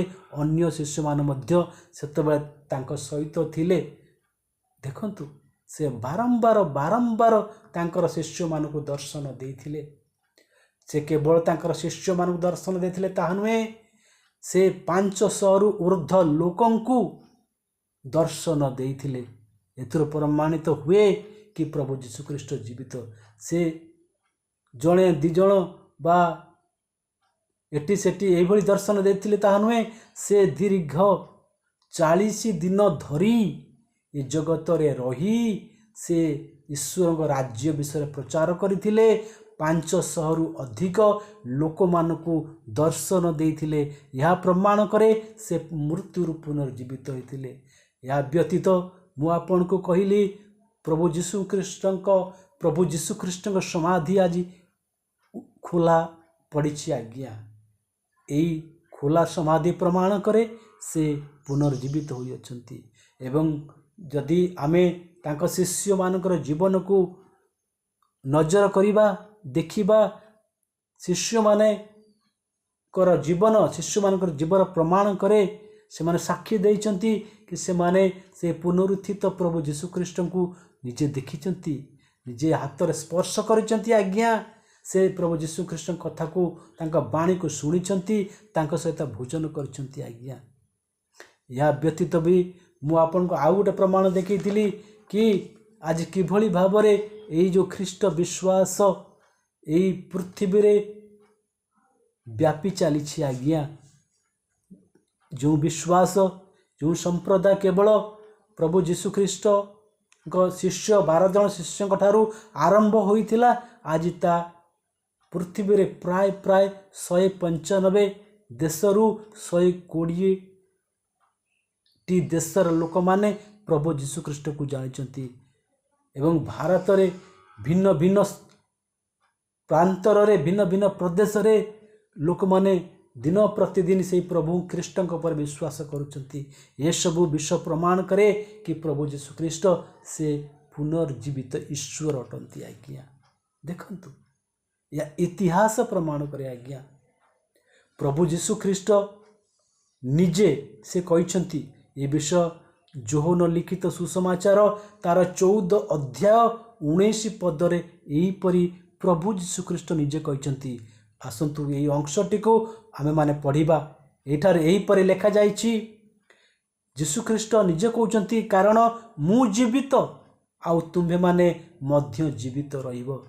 ଏଥିପାଇଁ ଆଜ୍ଞା ଖ୍ରୀଷ୍ଟୀୟ ବିଶ୍ୱାସୀମାନେ ଭରସା କରନ୍ତି, ବିଶ୍ୱାସ କରନ୍ତି କି ତାଙ୍କ ଈଶ୍ୱର ପ୍ରଭୁ ଯୀଶୁଖ୍ରୀଷ୍ଟ ସେ ମୃତ୍ୟୁର ନାହୁଡ଼ ଭାଙ୍ଗି ମୃତ୍ୟୁକୁ ପରାସ୍ତ କରି ସେ ତୃତୀୟ ଦିନରେ ଜି ଉଠିଛନ୍ତି।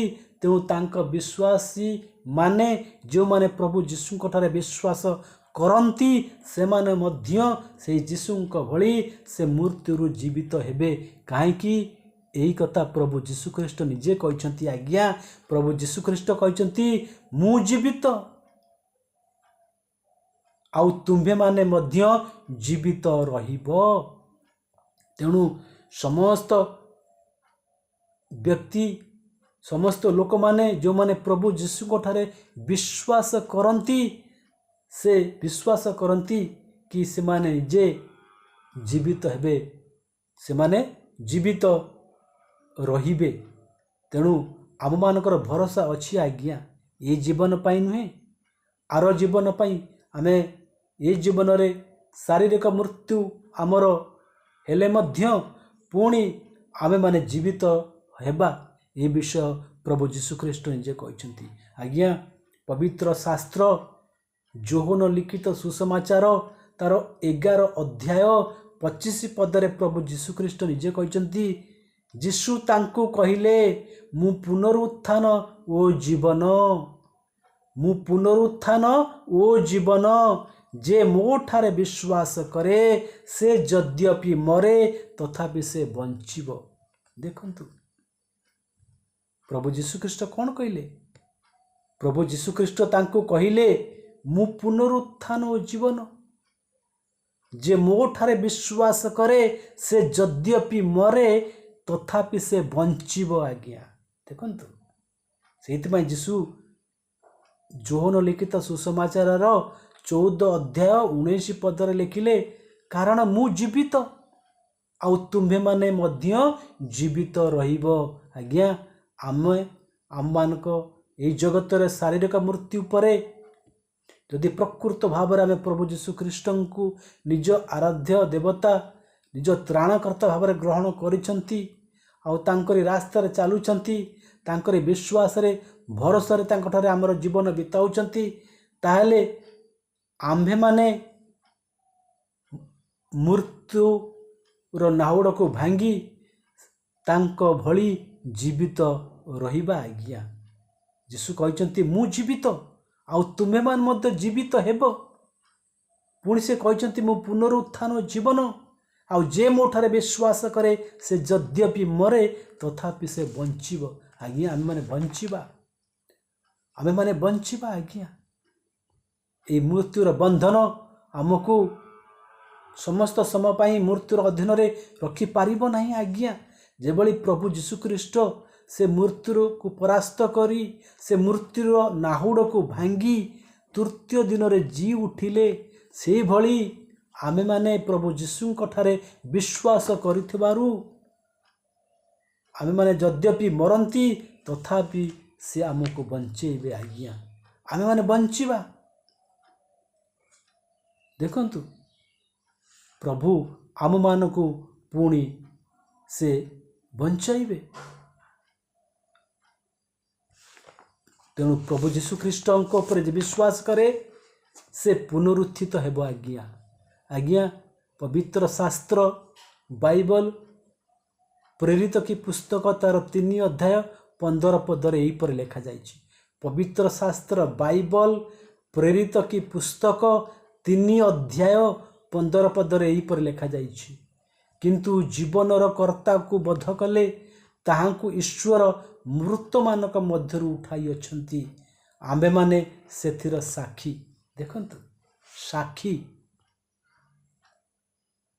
ତାଙ୍କର ଶିଷ୍ୟମାନେ ସାକ୍ଷୀ, ସେମାନେ ନିଜ ହାତରେ ସେଇ ପୁନରୁତ୍ଥିତ ପ୍ରଭୁ ଯୀଶୁଖ୍ରୀଷ୍ଟଙ୍କର ଶରୀରକୁ ସ୍ପର୍ଶ କରିଥିଲେ। ଆଜ୍ଞା ତାଙ୍କର ସ୍ୱରକୁ ଶୁଣିଥିଲେ, ତାଙ୍କୁ ଦେଖିଥିଲେ, ତାଙ୍କ ସହିତ ଭୋଜନ କରିଥିଲେ।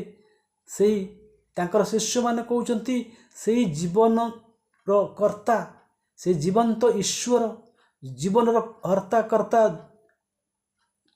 ସେଇ ଜୀବନର ଈଶ୍ୱରଙ୍କୁ, ଜୀବନର କର୍ତ୍ତାଙ୍କୁ ବଧ କଲେ। କେଉଁମାନେ? ସେଇ ଜିହୁଦୀ ଲୋକମାନେ, ସେଇ ଧର୍ମଯାଜକମାନେ। ଆଜ୍ଞା, ତାଙ୍କର ମୃତ୍ୟୁ ତ ଆଗରୁ ଯୋଜନା ହିସାବରେ ହେଇଥିଲା, କିନ୍ତୁ ଜାଗତିକ ଭାବରେ ଦେଖିଲେ ସେଇ ପ୍ରଭୁ ଯୀଶୁଖ୍ରୀଷ୍ଟଙ୍କୁ, ସେ ଜୀବନର କର୍ତ୍ତାଙ୍କୁ ସେମାନେ ବଧ କଲେ।